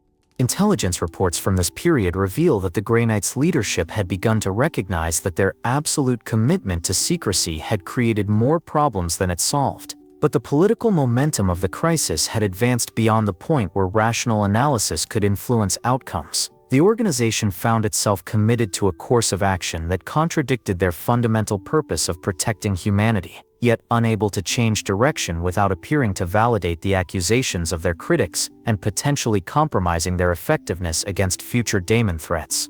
The scope of manipulation became apparent only when intercepted communications revealed that several key inquisitors promoting the most extreme positions had been influenced by chaos corruption that had remained undetected despite the extensive security screening that should have prevented such infiltration.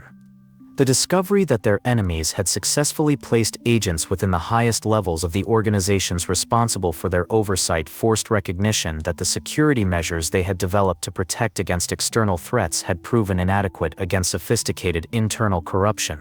The betrayal of trust that resulted from these revelations transformed the conflict from a disagreement about security protocols into a fundamental crisis of confidence in imperial institutions that would have lasting consequences far beyond the immediate participants. The Grey Knights found themselves facing not only military opposition from former allies, but also questions about their judgment and competence that would influence their relationships with other imperial organizations for centuries to come.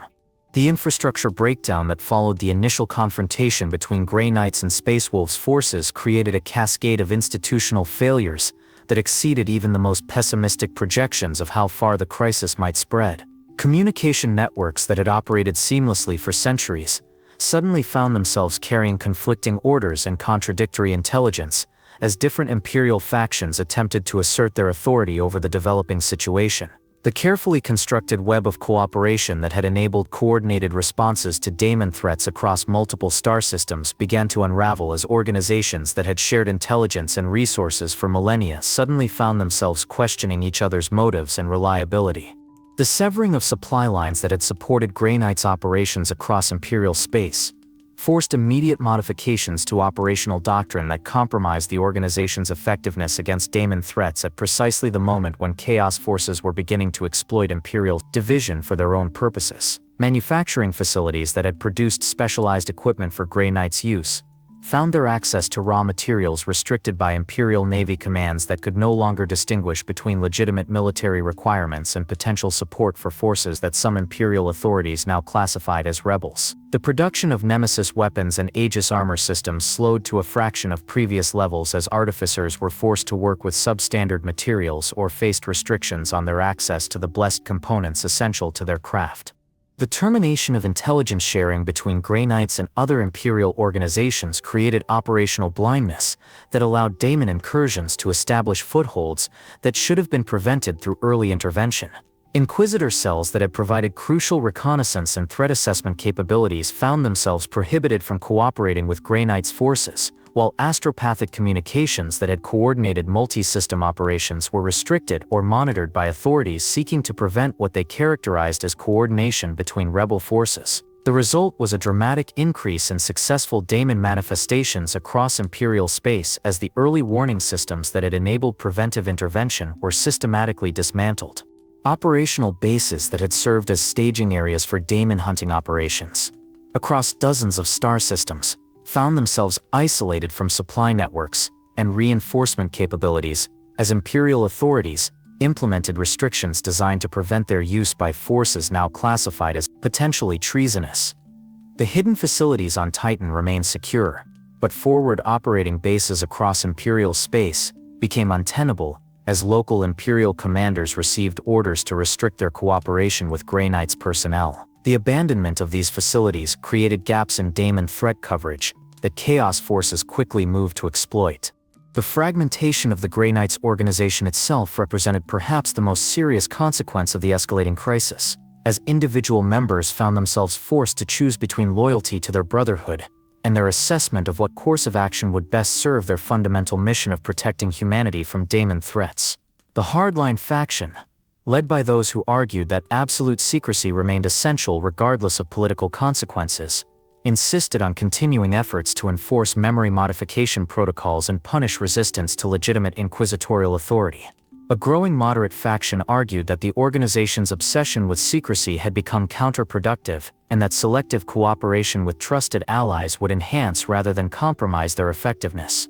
Brotherhood Grand Masters began taking independent action as the central command structure on Titan proved unable to provide clear guidance for managing the crisis. The Third Brotherhood, responsible for operations in the Segmentum Solar, began implementing more flexible cooperation protocols with other Imperial forces, while maintaining essential security restrictions. The Eighth Brotherhood, operating in regions where chaos activity had increased dramatically due to the breakdown in coordination, found themselves forced to choose between maintaining organizational unity and responding effectively to daemon threats that were claiming entire systems while Imperial forces fought among themselves. Command structure fragmentation created operational chaos as individual Grey Knights units received contradictory orders from different levels of the organization's hierarchy. Strike forces deployed to respond to daemon threats found themselves uncertain whether they were authorized to cooperate with other Imperial forces or whether such cooperation would violate orders from senior commanders who remained committed to absolute operational secrecy. The result was a series of operational failures as Grey Knights forces arrived at crisis points only to discover that their inability to coordinate with other Imperial forces had rendered their intervention ineffective. Desperate attempts to maintain control over the deteriorating situation led to increasingly extreme measures that further alienated potential allies, and provided additional justification for critics who argued that the Grey Knights had become dangerously obsessed with preserving their own authority, rather than protecting humanity. The decision to implement forced cooperation through psychic domination of resistant Imperial personnel represented a fundamental violation of the principles that had guided Grey Knights' operations since their founding, yet was justified by leaders who argued that extraordinary circumstances required extraordinary measures. The escalation of violence against former allies marked the point at which the Grey Knights crossed lines that could not be uncrossed, transforming a political disagreement into a military conflict that would claim thousands of lives on both sides. Attempts to implement memory modification procedures by force led to armed confrontations with Space Wolves forces that had been deployed to protect their personnel from what they characterized as assault by rogue Imperial agents. The first battle deaths occurred when Grey Knights strike teams attempted to execute forced modification procedures on Space Wolves who resisted with lethal force. Military options that had been designed for use against daemon threats proved tragically effective when employed against other Imperial forces, creating casualties that shocked even veteran commanders who had witnessed the horrors of daemon incursions. Nemesis weapons that had been consecrated for use against the enemies of humanity drew the blood of loyal Space Marines, while psychic techniques developed for banishing daemons were turned against warriors whose only crime had been refusing to submit to procedures that many neutral observers considered violations of their basic rights as Imperial citizens. The isolation that resulted from these escalating conflicts created operational blindness that allowed daemon incursions to proliferate across systems where Grey Knight's attention was focused on fighting other Imperial forces rather than their primary enemies. Intelligence reports from this period document the establishment of daemon footholds on over 40 worlds where Grey Knight's forces were either unavailable due to the conflict, or unable to respond effectively due to the breakdown in cooperation with other Imperial organizations. The realization that their fratricidal conflict was directly enabling the enemies they had sworn to fight represented perhaps the most devastating blow to Grey Knights' morale in their history. Negotiation efforts led by moderate voices within both organizations proved unable to overcome the political momentum that had developed around the crisis, as radical factions on both sides used each failed diplomatic initiative as evidence that their opponents were negotiating in bad faith. Attempts by neutral Space Marine chapters to mediate the dispute were rejected by hardliners who argued that the fundamental principle of inquisitorial authority could not be compromised without setting precedents that would undermine Imperial governance across the galaxy. The rapid loss of long-established operational partnerships created strategic vulnerabilities that Chaos forces moved quickly to exploit, launching coordinated attacks against systems where Imperial forces were either engaged in fighting each other or uncertain about their authority to respond to daemon threats. The Mordian Iron Guard, which had provided crucial support for Grey Knights' operations for over 3 centuries, found their cooperation prohibited by new regulations that classified such assistance as potential treason. Similar restrictions affected dozens of other Imperial organizations that had provided essential support for daemon hunting operations. The final desperate choice presented to the Grey Knights came when Logan Grimnar issued his ultimatum that any further attempts to implement forced memory modification would be met with military resistance that could escalate into full-scale warfare between Imperial forces. The decision facing Grey Knights' leadership was whether to continue pursuing what they considered essential security measures at the cost of potentially triggering a civil war that could cripple Imperial effectiveness against Chaos threats, or to abandon principles that they believed were fundamental to their operational security and effectiveness. The survivors of this institutional collapse found themselves facing a choice that would determine not only their own future, but the nature of Imperial daemon hunting capabilities for centuries to come.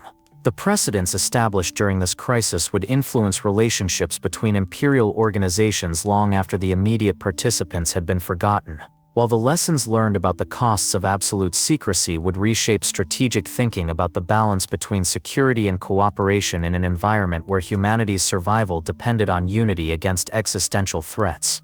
The build-up to the climactic confrontation between Grey Knights and Space Wolves forces began with a series of escalating incidents that made armed conflict inevitable, despite the efforts of moderate voices on both sides to find diplomatic solutions.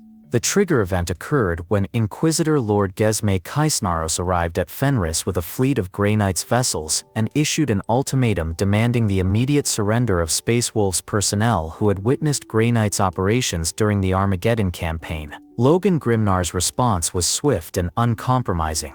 No Space Wolf would submit to forced memory modification, and any attempt to implement such procedures would be considered an act of war against the entire chapter. The naval engagement that erupted in the void above Fenris represented the first time in Imperial history that two loyalist Space Marine forces had engaged in full-scale combat with the intention of inflicting maximum casualties on their opponents. The Grey Knights fleet, consisting of specially modified strike cruisers equipped with advanced psychic shielding and weapons designed for close-quarters teleportation assaults, faced a Space Wolves armada that had been reinforced with vessels recalled from campaigns across the galaxy. The tactical doctrine employed by both forces reflected their unique capabilities and operational philosophies, creating a conflict unlike any previously recorded in Imperial military archives. Grey Knights vessels employed their signature teleportation strike capabilities to board Space Wolves ships, expecting their supernatural abilities and specialized equipment to provide decisive advantages in close-quarters combat. However, the Space Wolves had prepared extensively for this possibility, deploying rune priests whose psychic abilities proved unexpectedly effective at disrupting Grey Knights' teleportation coordinates and creating protective wards that interfered with their daemon hunting techniques. The first boarding actions resulted in catastrophic casualties for Grey Knights strike teams who found themselves facing opponents whose ferocity and tactical cunning exceeded their expectations. The space battle's intensity escalated when both sides committed their most elite forces to decisive engagements that would determine the conflict's outcome. Grey Knights Paladins, the most experienced daemon hunters in the organization, found themselves engaged in brutal combat with Space Wolves Terminators whose Wolf Guard had centuries of experience fighting the galaxy's most dangerous enemies. The combat was intensely personal, with warriors who should have been brothers in arms instead seeking to kill each other with weapons and techniques that had been developed for use against humanity's enemies. Surface engagements on the Space Wolves' homeworld of Fenris created devastation that would scar the planet for centuries, as Grey Knights forces attempted to establish secure landing zones while Space Wolves defenders employed their intimate knowledge of the terrain to conduct guerrilla operations that maximized casualties among the invading forces. The Grey Knights' advantages in equipment and supernatural abilities were offset by the Space Wolves' superior numbers and defensive preparations, creating a grinding campaign of attrition that claimed hundreds of lives on both sides without producing decisive tactical advantages for either force. Individual combat between champions from both organizations provided some of the conflict's most dramatic moments, as legendary warriors whose names had become synonymous with victory against impossible odds found themselves locked in duels that tested every aspect of their training and capability. Grandmaster Joros of the Grey Knights' Third Brotherhood faced Logan Grimnar himself in single combat that lasted for over 6 hours, their battle destroying an entire section of the Fang, while thousands of warriors from both sides watched their leaders attempt to settle the conflict through personal prowess rather than continued bloodshed. The psychic warfare conducted between Grey Knights and Space Wolves rune priests created reality distortions that made portions of the battlefield effectively uninhabitable for unenhanced humans, as competing psychic techniques generated phenomena that existed at the intersection of Imperial psychic training and the primal shamanic traditions that the Space Wolves had preserved from Fenris's pre-Imperial culture. These psychic duels proved that the Space Wolves possessed capabilities that Grey Knights' intelligence had significantly underestimated, suggesting that their apparent barbarism concealed sophisticated understanding of warp phenomena that operated according to principles different from but equally effective as Imperial psychic doctrine. Technology employed by both forces during the engagement revealed capabilities that had been held in reserve for conflicts against humanity's most dangerous enemies, as Grey Knights deployed experimental weapons designed for use against greater daemons, while Space Wolves utilized ancient technologies preserved from the Great Crusade era that had been maintained in perfect condition for millennia. The Nemesis weapons wielded by Grey Knights proved devastatingly effective against Space Wolves' power armor, while the relic weapons employed by Wolfguard demonstrated that the Space Wolves possessed equipment that could penetrate even Aegis armor systems. Tactical analysis of the engagement revealed that both forces had developed combat doctrines that were supremely effective against their intended enemies, but poorly suited for fighting other Imperial forces with similar capabilities and training. Grey Knight's precision strike tactics, designed for rapid deployment against specific daemon threats, proved less effective in sustained combat against opponents who could match their mobility and combat effectiveness. Space Wolves' pack tactics, optimized for hunting dangerous prey across Fenris's harsh terrain, required adaptation for fighting opponents whose individual capabilities exceeded those of most enemies they had previously encountered. The turning point came with the arrival of additional Imperial forces, whose commanders had been monitoring the conflict with growing alarm about its implications for Imperial unity and effectiveness against chaos threats. The appearance of Bjorn the Fell-Handed, the ancient dreadnought whose service record extended back to the time of Leman Russ himself, created a momentary cessation of hostilities, as both sides recognized the authority of a warrior whose perspective transcended the immediate political considerations that had driven the conflict. The critical moment that changed the trajectory of the entire engagement occurred when intercepted communications revealed that Chaos forces had been monitoring the battle and preparing coordinated attacks against Imperial positions weakened by the conflict. The discovery that their fratricidal war was providing strategic advantages to the enemies both organizations had sworn to fight created a psychological shock that penetrated the political rhetoric and personal animosity that had sustained the conflict. Warriors who had been prepared to die fighting each other suddenly faced the realization that their sacrifice would benefit only the forces of chaos. Bjorn's intervention took the form of a comprehensive briefing that revealed the extent to which Chaos forces had infiltrated and manipulated the crisis from its beginning, providing evidence that several key Inquisitors responsible for escalating the conflict had been operating under Chaos influence that had remained undetected despite extensive security screening. The revelation that both organizations had been manipulated into fighting each other by the very enemies they existed to combat created a moment of clarity that penetrated the political confusion surrounding the conflict. The formal cessation of hostilities was negotiated through a series of agreements that addressed both immediate military concerns and the broader political issues that had created the crisis. The compromise established new protocols for cooperation between Grey Knights and other Imperial forces that balanced security requirements with operational effectiveness, while creating oversight mechanisms designed to prevent future manipulation by Chaos agents who had successfully exploited the absolute secrecy that had previously characterized Grey Knights' operations. The immediate aftermath of the battle created a period of exhausted reflection, as both organizations attempted to assess the costs of a conflict that had claimed hundreds of lives while providing no strategic benefits to the Imperium. Casualty reports revealed that the Grey Knights had lost over 60 battle brothers, including several paladins whose experience and capabilities could not be easily replaced, while the Space Wolves had suffered similar losses among their most veteran warriors. The loss of irreplaceable expertise represented a strategic defeat for the Imperium, regardless of any political settlements that might be achieved. Memorial services conducted jointly by both organizations created opportunities for reflection on the fundamental purposes that united them despite their tactical and philosophical differences.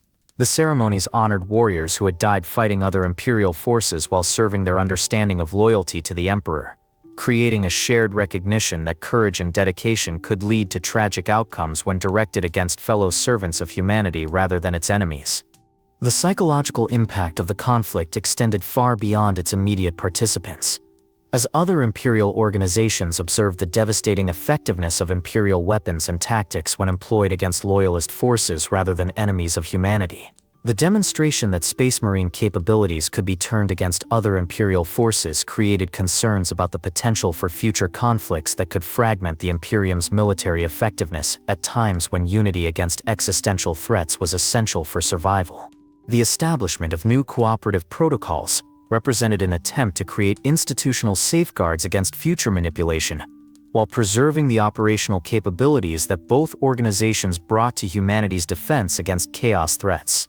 These agreements required compromises from both sides that challenged fundamental assumptions about secrecy, authority, and the balance between security and effectiveness in an environment where mistakes could have consequences measured in entire star systems lost to daemon incursions. The confusion and institutional paralysis that followed the formal end of hostilities between Grey Knights and Space Wolves forces created a power vacuum within Imperial daemon hunting capabilities that Chaos forces moved swiftly to exploit across multiple star systems. The carefully constructed networks of cooperation that had enabled rapid response to daemon threats lay in ruins, while the personnel losses suffered by both organizations had eliminated decades of accumulated experience and expertise that could not be quickly replaced. Intelligence reports from this period document a 43% increase in successful daemon manifestations across Imperial space as the early warning systems and coordinated response capabilities that had previously contained such threats remained offline due to institutional confusion about authority and responsibility. The unclear command structures that emerged from the conflict created situations where daemon incursions received delayed or inadequate responses as Imperial authorities struggled to determine which organizations possessed the authority and capability to respond effectively. Local planetary governors, previously accustomed to receiving immediate Grey Knights assistance when facing warp-related threats, found their requests for aid lost in bureaucratic confusion as different Imperial agencies debated jurisdiction and resource allocation. The result was a series of preventable disasters as minor daemon manifestations escalated into major incursions while Imperial forces remained paralyzed by institutional uncertainty. Conflicting orders issued by different factions within the Inquisition created operational chaos as Grey Knights units in the field received contradictory directives from authorities claiming legitimate command authority over their operations. Some Inquisitors demanded continued implementation of absolute secrecy protocols that had proven counterproductive during the crisis, while others insisted on immediate cooperation with other Imperial forces regardless of security considerations. The lack of clear guidance from senior leadership created situations where individual Grey Knights strike teams were forced to make strategic decisions based on their personal interpretation of their fundamental mission rather than clear organizational doctrine. Space Marine chapters across the galaxy found themselves uncertain about their relationships with both Grey Knights and inquisitorial authorities, as the precedents established during the conflict had called into question traditional assumptions about authority and cooperation within Imperial military structures. The Imperial Fists, Salamanders, and other chapters that had expressed sympathy for the Space Wolves' position faced pressure from inquisitorial authorities to demonstrate their loyalty through compliance with directives that many considered excessive or counterproductive. This uncertainty created hesitation and delay in responses to threats that required immediate action. Imperial Guard regiments that had previously provided crucial support for daemon hunting operations found their cooperation prohibited by regulations designed to prevent unauthorized assistance to forces whose loyalty some authorities questioned. The Cadian Shock Troops, Catachan Jungle Fighters, and other elite regiments that had developed specialized capabilities for fighting alongside Space Marines in high-threat environments were suddenly restricted from participating in operations against daemon threats, creating gaps in capability that could not be filled by Grey Knights forces operating alone. The struggle to rebuild operational effectiveness, while addressing the political issues that had created the crisis, required simultaneous attention to immediate military requirements and long-term institutional reforms that could prevent future manipulation by Chaos forces. Grey Knights leadership found themselves forced to operate with reduced personnel while implementing new cooperation protocols that required extensive training and doctrinal modifications. The organization's effectiveness against daemon threats declined significantly during this transition period, as personnel were diverted from operational duties to administrative and training responsibilities. New threats emerged as daemon entities that had been monitoring Imperial communications recognized the opportunity presented by institutional confusion and launched coordinated attacks designed to exploit weaknesses in Imperial response capabilities. These attacks specifically targeted systems where Grey Knights and other Imperial forces had previously cooperated effectively, suggesting that Chaos forces possessed detailed intelligence about Imperial organizational relationships that they were using to maximum strategic advantage. The unexpected problems that arose during reorganization efforts revealed the extent to which Imperial daemon hunting capabilities had become dependent on informal cooperation networks that had developed over centuries of shared operations. The loss of personal relationships between key personnel from different organizations created communication barriers that could not be overcome through formal protocols alone, while the destruction of trust between institutions required extensive efforts to rebuild confidence in cooperative operations. Political chaos within the Inquisition created additional complications as different factions used the crisis to advance competing agendas rather than focusing on restoration of effective daemon hunting capabilities. Radical inquisitors argued that the conflict proved the necessity of absolute authority over Space Marine chapters, while Puritan factions claimed that cooperation with potentially corrupted organizations compromised their ability to detect and respond to chaos infiltration. These political disputes diverted resources and attention from immediate operational requirements, while creating additional uncertainty about future policies. Chaos cults that had remained dormant during periods of effective Imperial cooperation began activating across multiple systems as intelligence networks reported the breakdown in coordination between Imperial organizations responsible for detecting and suppressing such activities. The cult surveillance capabilities that had relied on information sharing between Grey Knights, Inquisitors, and local Imperial authorities became ineffective as institutional distrust prevented the cooperation necessary for maintaining comprehensive monitoring of potential threats. Independent daemon hunting groups began emerging in regions where Imperial forces proved unable to provide adequate protection against warp threats, creating new security concerns as these organizations operated without the oversight and quality control that had characterized official Imperial daemon hunting capabilities. While some of these groups proved effective against minor threats, others employed techniques that created additional problems or fell victim to chaos corruption that spread to affect local populations. The political fallout from the conflict began affecting unrelated Imperial operations as other organizations found themselves subjected to increased scrutiny and oversight designed to prevent future challenges to institutional authority. The Adeptus Mechanicus, Adeptus Astra Telepathica, and other organizations that had maintained traditional independence found their operations restricted by new regulations that reflected lessons learned from the Grey Knights crisis but created new inefficiencies and vulnerabilities. Reconstruction efforts faced the challenge of rebuilding institutional relationships while addressing the fundamental issues that had made the crisis possible in the first place. The development of new cooperation protocols required extensive negotiation between organizations whose trust in each other had been severely damaged, while the implementation of oversight mechanisms designed to prevent future chaos manipulation created additional bureaucratic layers that slowed response times to immediate threats.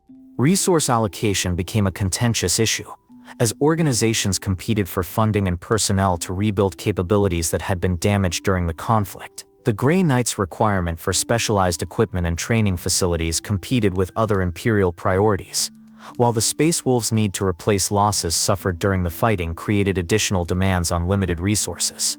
The transition period revealed that the consequences of institutional conflict extended far beyond the immediate participants, affecting Imperial capabilities across multiple domains as the precedents established during the crisis influenced policies and procedures throughout the Imperial bureaucracy. The recognition that organizational disputes could be exploited by chaos forces to achieve strategic advantages forced fundamental reassessment of traditional assumptions about institutional independence and the balance between security and cooperation.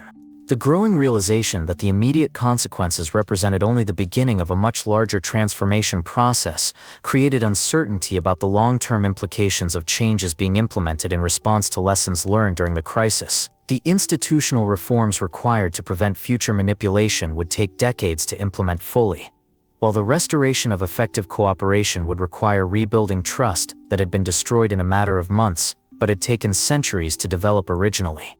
The technological legacy of the Grey Knights' desperate innovations and subsequent conflicts continued to influence Imperial daemon hunting capabilities for millennia after the immediate crisis had been resolved, creating a complex inheritance that combined unprecedented effectiveness against warp threats with persistent vulnerabilities that could never be entirely eliminated. The weapons and techniques developed during their period of extreme experimentation became standardized equipment for elite Imperial forces, while the knowledge gained through their controversial research programs provided the foundation for advances in psychic science that transformed humanity's understanding of warp phenomena. However, these achievements came with hidden costs that would only become apparent as subsequent generations of daemon hunters discovered the true price of fighting monsters using weapons forged from monstrous knowledge. The spread of Nemesis weapon technology to other Imperial organizations marked one of the most significant transfers of classified military capability in Imperial history, as the techniques developed exclusively for Grey Knights' use were gradually adapted for deployment by other forces facing daemon threats. The Ordo Malleus began equipping their most trusted agents with modified Nemesis weapons, while select Space Marine chapters received authorization to produce limited quantities of the specialized equipment for use by their librarians and senior officers. This proliferation enhanced Imperial capabilities against daemon incursions while creating new security challenges as the knowledge required to maintain and employ such weapons became more widely distributed throughout Imperial military hierarchies.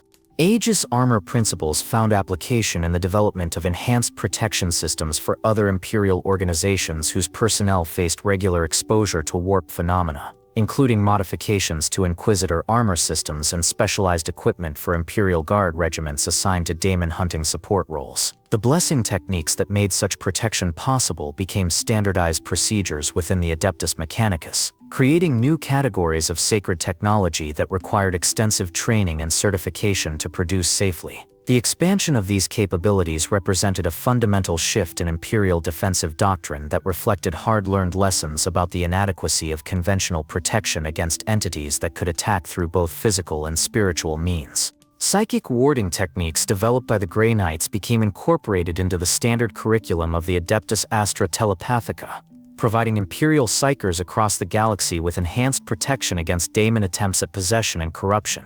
These techniques, simplified and adapted for use by individuals who lacked the Grey Knight's enhanced resistance to warp phenomena, proved effective at reducing casualty rates among Imperial psychers while creating new requirements for training and oversight that strained existing institutional resources. The knowledge that such protection was possible transformed expectations about psycher survival rates while creating new standards for institutional responsibility when such protection was not provided. Advanced teleportation strike capabilities, originally developed for Grey Knights operations, found application in other Imperial Special Forces units, whose missions required rapid deployment against high-value targets in contested environments. The Officio Assassinorum adapted these techniques for use in operations requiring insertion into locations protected by conventional security measures, while certain Space Marine chapters incorporated modified versions into their own tactical doctrine for operations against fortified positions. The proliferation of these capabilities enhanced Imperial strategic options while creating new vulnerabilities as enemies learned to anticipate and counter teleportation-based attacks. The cultural impact of the Months of Shame crisis fundamentally altered relationships between Imperial organizations, creating new patterns of cooperation and oversight that reflected lessons learned about the dangers of excessive institutional independence and the vulnerability of absolute secrecy to exploitation by sophisticated enemies. The recognition that organizational conflicts could be engineered and exploited by chaos forces led to the development of new protocols for detecting and preventing such manipulation, while the demonstrated effectiveness of inter-organizational cooperation against daemon threats created precedents for collaborative operations that transcended traditional jurisdictional boundaries. Belief changes regarding the balance between secrecy and effectiveness permeated Imperial strategic thinking at the highest levels, as senior commanders recognized that the absolute compartmentalization that had characterized Grey Knight's operations could become counterproductive when facing enemies who possess supernatural intelligence gathering capabilities. The acceptance of limited transparency in special operations created new categories of classified information that could be shared between trusted organizations while maintaining protection against conventional espionage, representing a fundamental evolution in Imperial security doctrine that influenced policies across multiple domains. The evolution of daemon threat response doctrine incorporated hard-learned lessons about the importance of coordinated response capabilities and the dangers of organizational isolation when facing enemies who could exploit institutional divisions for strategic advantage. New joint training programs were established that brought together personnel from different Imperial organizations to develop shared understanding of daemon hunting techniques and cooperative tactical doctrine, while command structures were modified to enable rapid coordination between organizations whose traditional independence had previously prevented effective cooperation. Ongoing conflicts between hardline and moderate factions within Imperial institutions reflected deeper philosophical disagreements about the nature of loyalty, authority, and effectiveness that had been exposed but not resolved by the crisis. These disputes continued to influence policy decisions and resource allocation for centuries, creating persistent tension between approaches that prioritized absolute security and those that emphasized operational effectiveness through cooperation. The failure to achieve complete resolution of these fundamental disagreements created vulnerabilities that chaos forces continued to exploit through more subtle manipulation techniques. Competition between different daemon hunting approaches emerged as various imperial organizations developed their own specialized capabilities and doctrinal innovations, creating both beneficial redundancy and potentially dangerous fragmentation of effort and resources. The Space Wolves' development of their own daemon hunting techniques based on Fenrisian shamanic traditions provided alternative approaches that proved effective against certain types of warp entities, while other chapters incorporated elements of Grey Knight's doctrine into their own operational procedures. This diversification enhanced overall Imperial capabilities while creating coordination challenges when multiple organizations responded to the same threats. Hidden survivors from the radical Inquisitor factions that had engineered the original crisis continued to operate through covert networks that sought to restore what they considered necessary levels of institutional authority and operational secrecy. These networks, driven underground by the political settlements that had ended the immediate conflict, represented persistent sources of institutional instability that could be activated by future crises or external manipulation. Their continued existence created ongoing security concerns that required constant vigilance and occasional direct action to prevent renewed attempts at destabilization. Remnant factions within the Grey Knights organization itself continued to advocate for return to absolute secrecy protocols, arguing that the cooperative measures implemented after the crisis represented dangerous compromises that would ultimately prove counterproductive. These internal critics maintained that daemon threats required responses that could not be constrained by political considerations or institutional cooperation requirements, creating ongoing tension within the organization between operational effectiveness and political accommodation that influenced strategic decisions for centuries. The political groups that had exploited the crisis for personal advancement continued to operate within imperial hierarchies, using the precedents established during the conflict to justify expanded authority and reduced accountability in their own domains. These groups represented ongoing sources of institutional corruption that could be activated by future crises or external manipulation, creating vulnerabilities that extended far beyond the immediate participants in the original conflict. Modern influence of the crisis continued to shape imperial policies and procedures centuries after its conclusion, as the precedents established during the conflict became embedded in institutional culture and operational doctrine across multiple organizations.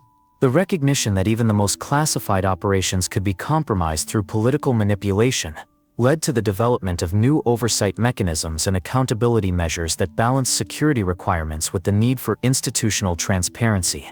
These changes represented fundamental evolution in imperial governance that reflected hard-learned lessons about the vulnerability of absolute authority to corruption and manipulation. Current operational procedures throughout the imperial military hierarchy reflected the influence of cooperative protocols developed in response to the crisis, as joint operations between different organizations became standard practice for addressing complex threats that required diverse capabilities and resources. The success of these collaborative approaches validated the moderate positions that had emerged during the conflict, while creating new institutional dependencies that required careful management to prevent future vulnerabilities.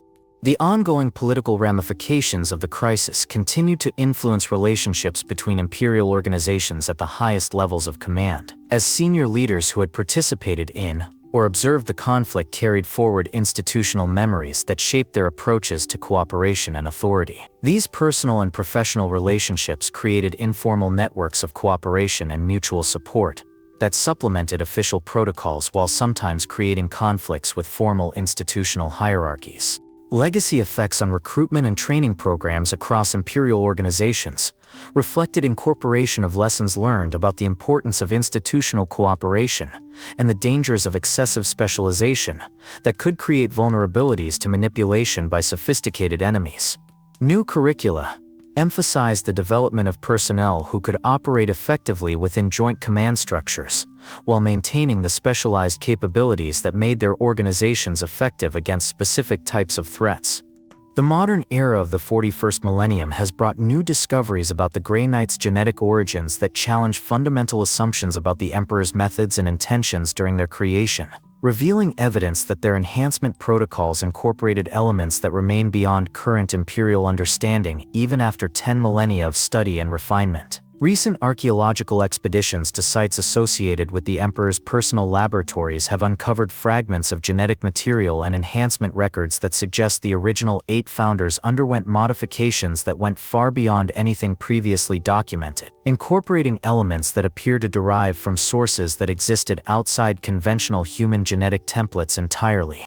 Archaeological evidence discovered in recently opened vaults beneath the Imperial Palace has revealed research notes in the Emperor's own hand that describe genetic enhancement techniques, incorporating material described only as the anathema sequence, a genetic pattern that appears in no known human population, and whose origins remain completely mysterious despite extensive analysis by the Adeptus Mechanicus and other organizations with access to advanced genetic research capabilities. These notes suggest that the Grey Knight's unprecedented resistance to chaos corruption derives not merely from psychological conditioning and technological enhancement, but from fundamental alterations to their genetic structure that make them inherently incompatible with warp-based corruption at the cellular level. Speculation about the incorporation of Primarch genetic material into Grey Knight's enhancement protocols has gained credibility following the discovery of genetic analysis equipment in Malkador's personal laboratories that contains traces of biological samples matching patterns found in Grey Knight's gene seed. While direct confirmation remains impossible due to the classified nature of Primarch genetic information, circumstantial evidence suggests that the Emperor may have incorporated genetic material from one or more Primarchs into the enhancement process, potentially explaining the Grey Knight's capabilities that exceed those of conventional Space Marines while remaining distinct from the abilities displayed by known Primarchs. Evidence of unique psychic enhancement techniques that predate known Imperial psychic training methods has emerged from analysis of training facilities discovered on Titan that incorporate architectural elements and symbolic arrangements that match patterns found in pre-Age of Strife archaeological sites across Terra. These discoveries suggest that the Emperor drew upon psychic traditions that extended far back into human history, possibly incorporating knowledge that survived from the Dark Age of technology, or even earlier periods of human development. The implications of such ancient knowledge being incorporated into Grey Knight's training raise questions about the true scope of the Emperor's understanding of human psychic potential. Discovery of experimental enhancement procedures documented in facilities that remain sealed even to current Grey Knight's leadership suggests that their creation involved techniques that were considered too dangerous for widespread implementation even by the Emperor himself. These procedures, preserved in containment systems that require specific genetic markers to access, appear to incorporate knowledge about human enhancement that goes beyond anything attempted in the creation of Space Marines or even Primarchs. The existence of such advanced techniques raises questions about whether the Grey Knights represent the pinnacle of the Emperor's enhancement capabilities or merely one step in a larger program whose ultimate goals remain unknown. Implications of their corruption immunity have become more significant as the Great Rift has created new categories of chaos threats that prove ineffective against Grey Knights despite devastating other Imperial forces, suggesting that their resistance extends to forms of corruption that did not exist during their original creation. Recent encounters with daemon entities that emerged from the Rift have revealed that Grey Knights remain completely immune to corruption techniques that have proven effective against other enhanced humans, including Primaris Marines whose genetic modifications were thought to provide comparable protection against warp influence. How Grey Knights still affect current galactic events extends far beyond their direct military contributions, as their continued existence provides crucial intelligence about the nature of chaos threats and the effectiveness of different approaches to daemon hunting that influences Imperial strategy across multiple domains. Their operational reports and threat assessments provide unique insights into daemon behavior patterns and warp phenomena that cannot be obtained through any other source, while their tactical innovations continue to drive improvements in Imperial daemon hunting capabilities that benefit other organizations facing similar threats. Current daemon hunting campaigns demonstrate the continued evolution of Grey Knight's capabilities as they adapt to new types of chaos threats that have emerged following the return of the Primarchs and the opening of the Great Rift. Their operations against daemon entities that incorporate technology and tactics unknown during earlier periods prove that their training and enhancement protocols provide sufficient flexibility to address new challenges while maintaining their fundamental immunity to corruption. These operations provide valuable data about the changing nature of chaos threats that informs Imperial strategic planning at the highest levels. Integration with Primaris Marines and new Imperial forces created by Archmagos Dominus Belisarius Call has proceeded cautiously, as the Grey Knight's unique requirements and capabilities require careful coordination to prevent conflicts between different enhancement protocols and operational doctrines. Initial joint operations have proven successful, suggesting that cooperative approaches developed during the months of Shame Crisis have created institutional frameworks that can accommodate new types of Imperial forces while preserving the specialized capabilities that make each organization effective against specific threats. Cooperation with Custodians and Sisters of Silence has expanded significantly following the return of Robaut Guilliman, and the recognition that coordinated responses to major chaos threats require integration of all available Imperial capabilities. These cooperative operations have revealed that the different organizations possess complementary capabilities that can be combined to achieve results that exceed what any single force could accomplish independently, while providing valuable training opportunities that enhance the effectiveness of all participants. Response to emerging chaos threats from the Great Rift has demonstrated that Grey Knight's capabilities remain effective against new types of daemon entities and warp phenomena, suggesting that their enhancement protocols provide protection against forms of corruption that did not exist during their original creation. Their continued effectiveness against evolving threats provides crucial evidence that the Emperor's enhancement techniques incorporated safeguards against corruption methods that had not yet been developed by chaos forces, suggesting either remarkable foresight or access to knowledge about the fundamental nature of chaos that extended beyond contemporary understanding. What their methods mean for humanity's survival becomes increasingly significant as chaos threats continue to evolve and expand throughout the galaxy, creating new requirements for daemon hunting capabilities that may require expansion or modification of Grey Knight's techniques for use by other Imperial forces. The success of their operational methods provides models for effective resistance to chaos corruption that could potentially be adapted for broader implementation, while their continued existence demonstrates that effective resistance to even the most sophisticated chaos threats remains possible through appropriate preparation and enhancement. Potential for expanding their techniques to other Imperial forces remains limited by the extreme requirements for genetic compatibility and psychological conditioning that make Grey Knight's enhancement protocols unsuitable for widespread implementation, but selected elements of their training and equipment could potentially be adapted for use by other specialized forces facing daemon threats. Research into the fundamental principles underlying their corruption immunity continues to provide insights that inform the development of protection methods for other Imperial personnel who require resistance to warp influence. Role in upcoming galactic conflicts appears destined to expand as the return of the Primarchs and the opening of the Great Rift create new categories of threats that require the unique capabilities that Grey Knights provide, while their experience and expertise make them essential participants in strategic planning for operations against major chaos incursions. Their continued effectiveness against evolving threats ensures their relevance to Imperial strategy regardless of how galactic conditions continue to change.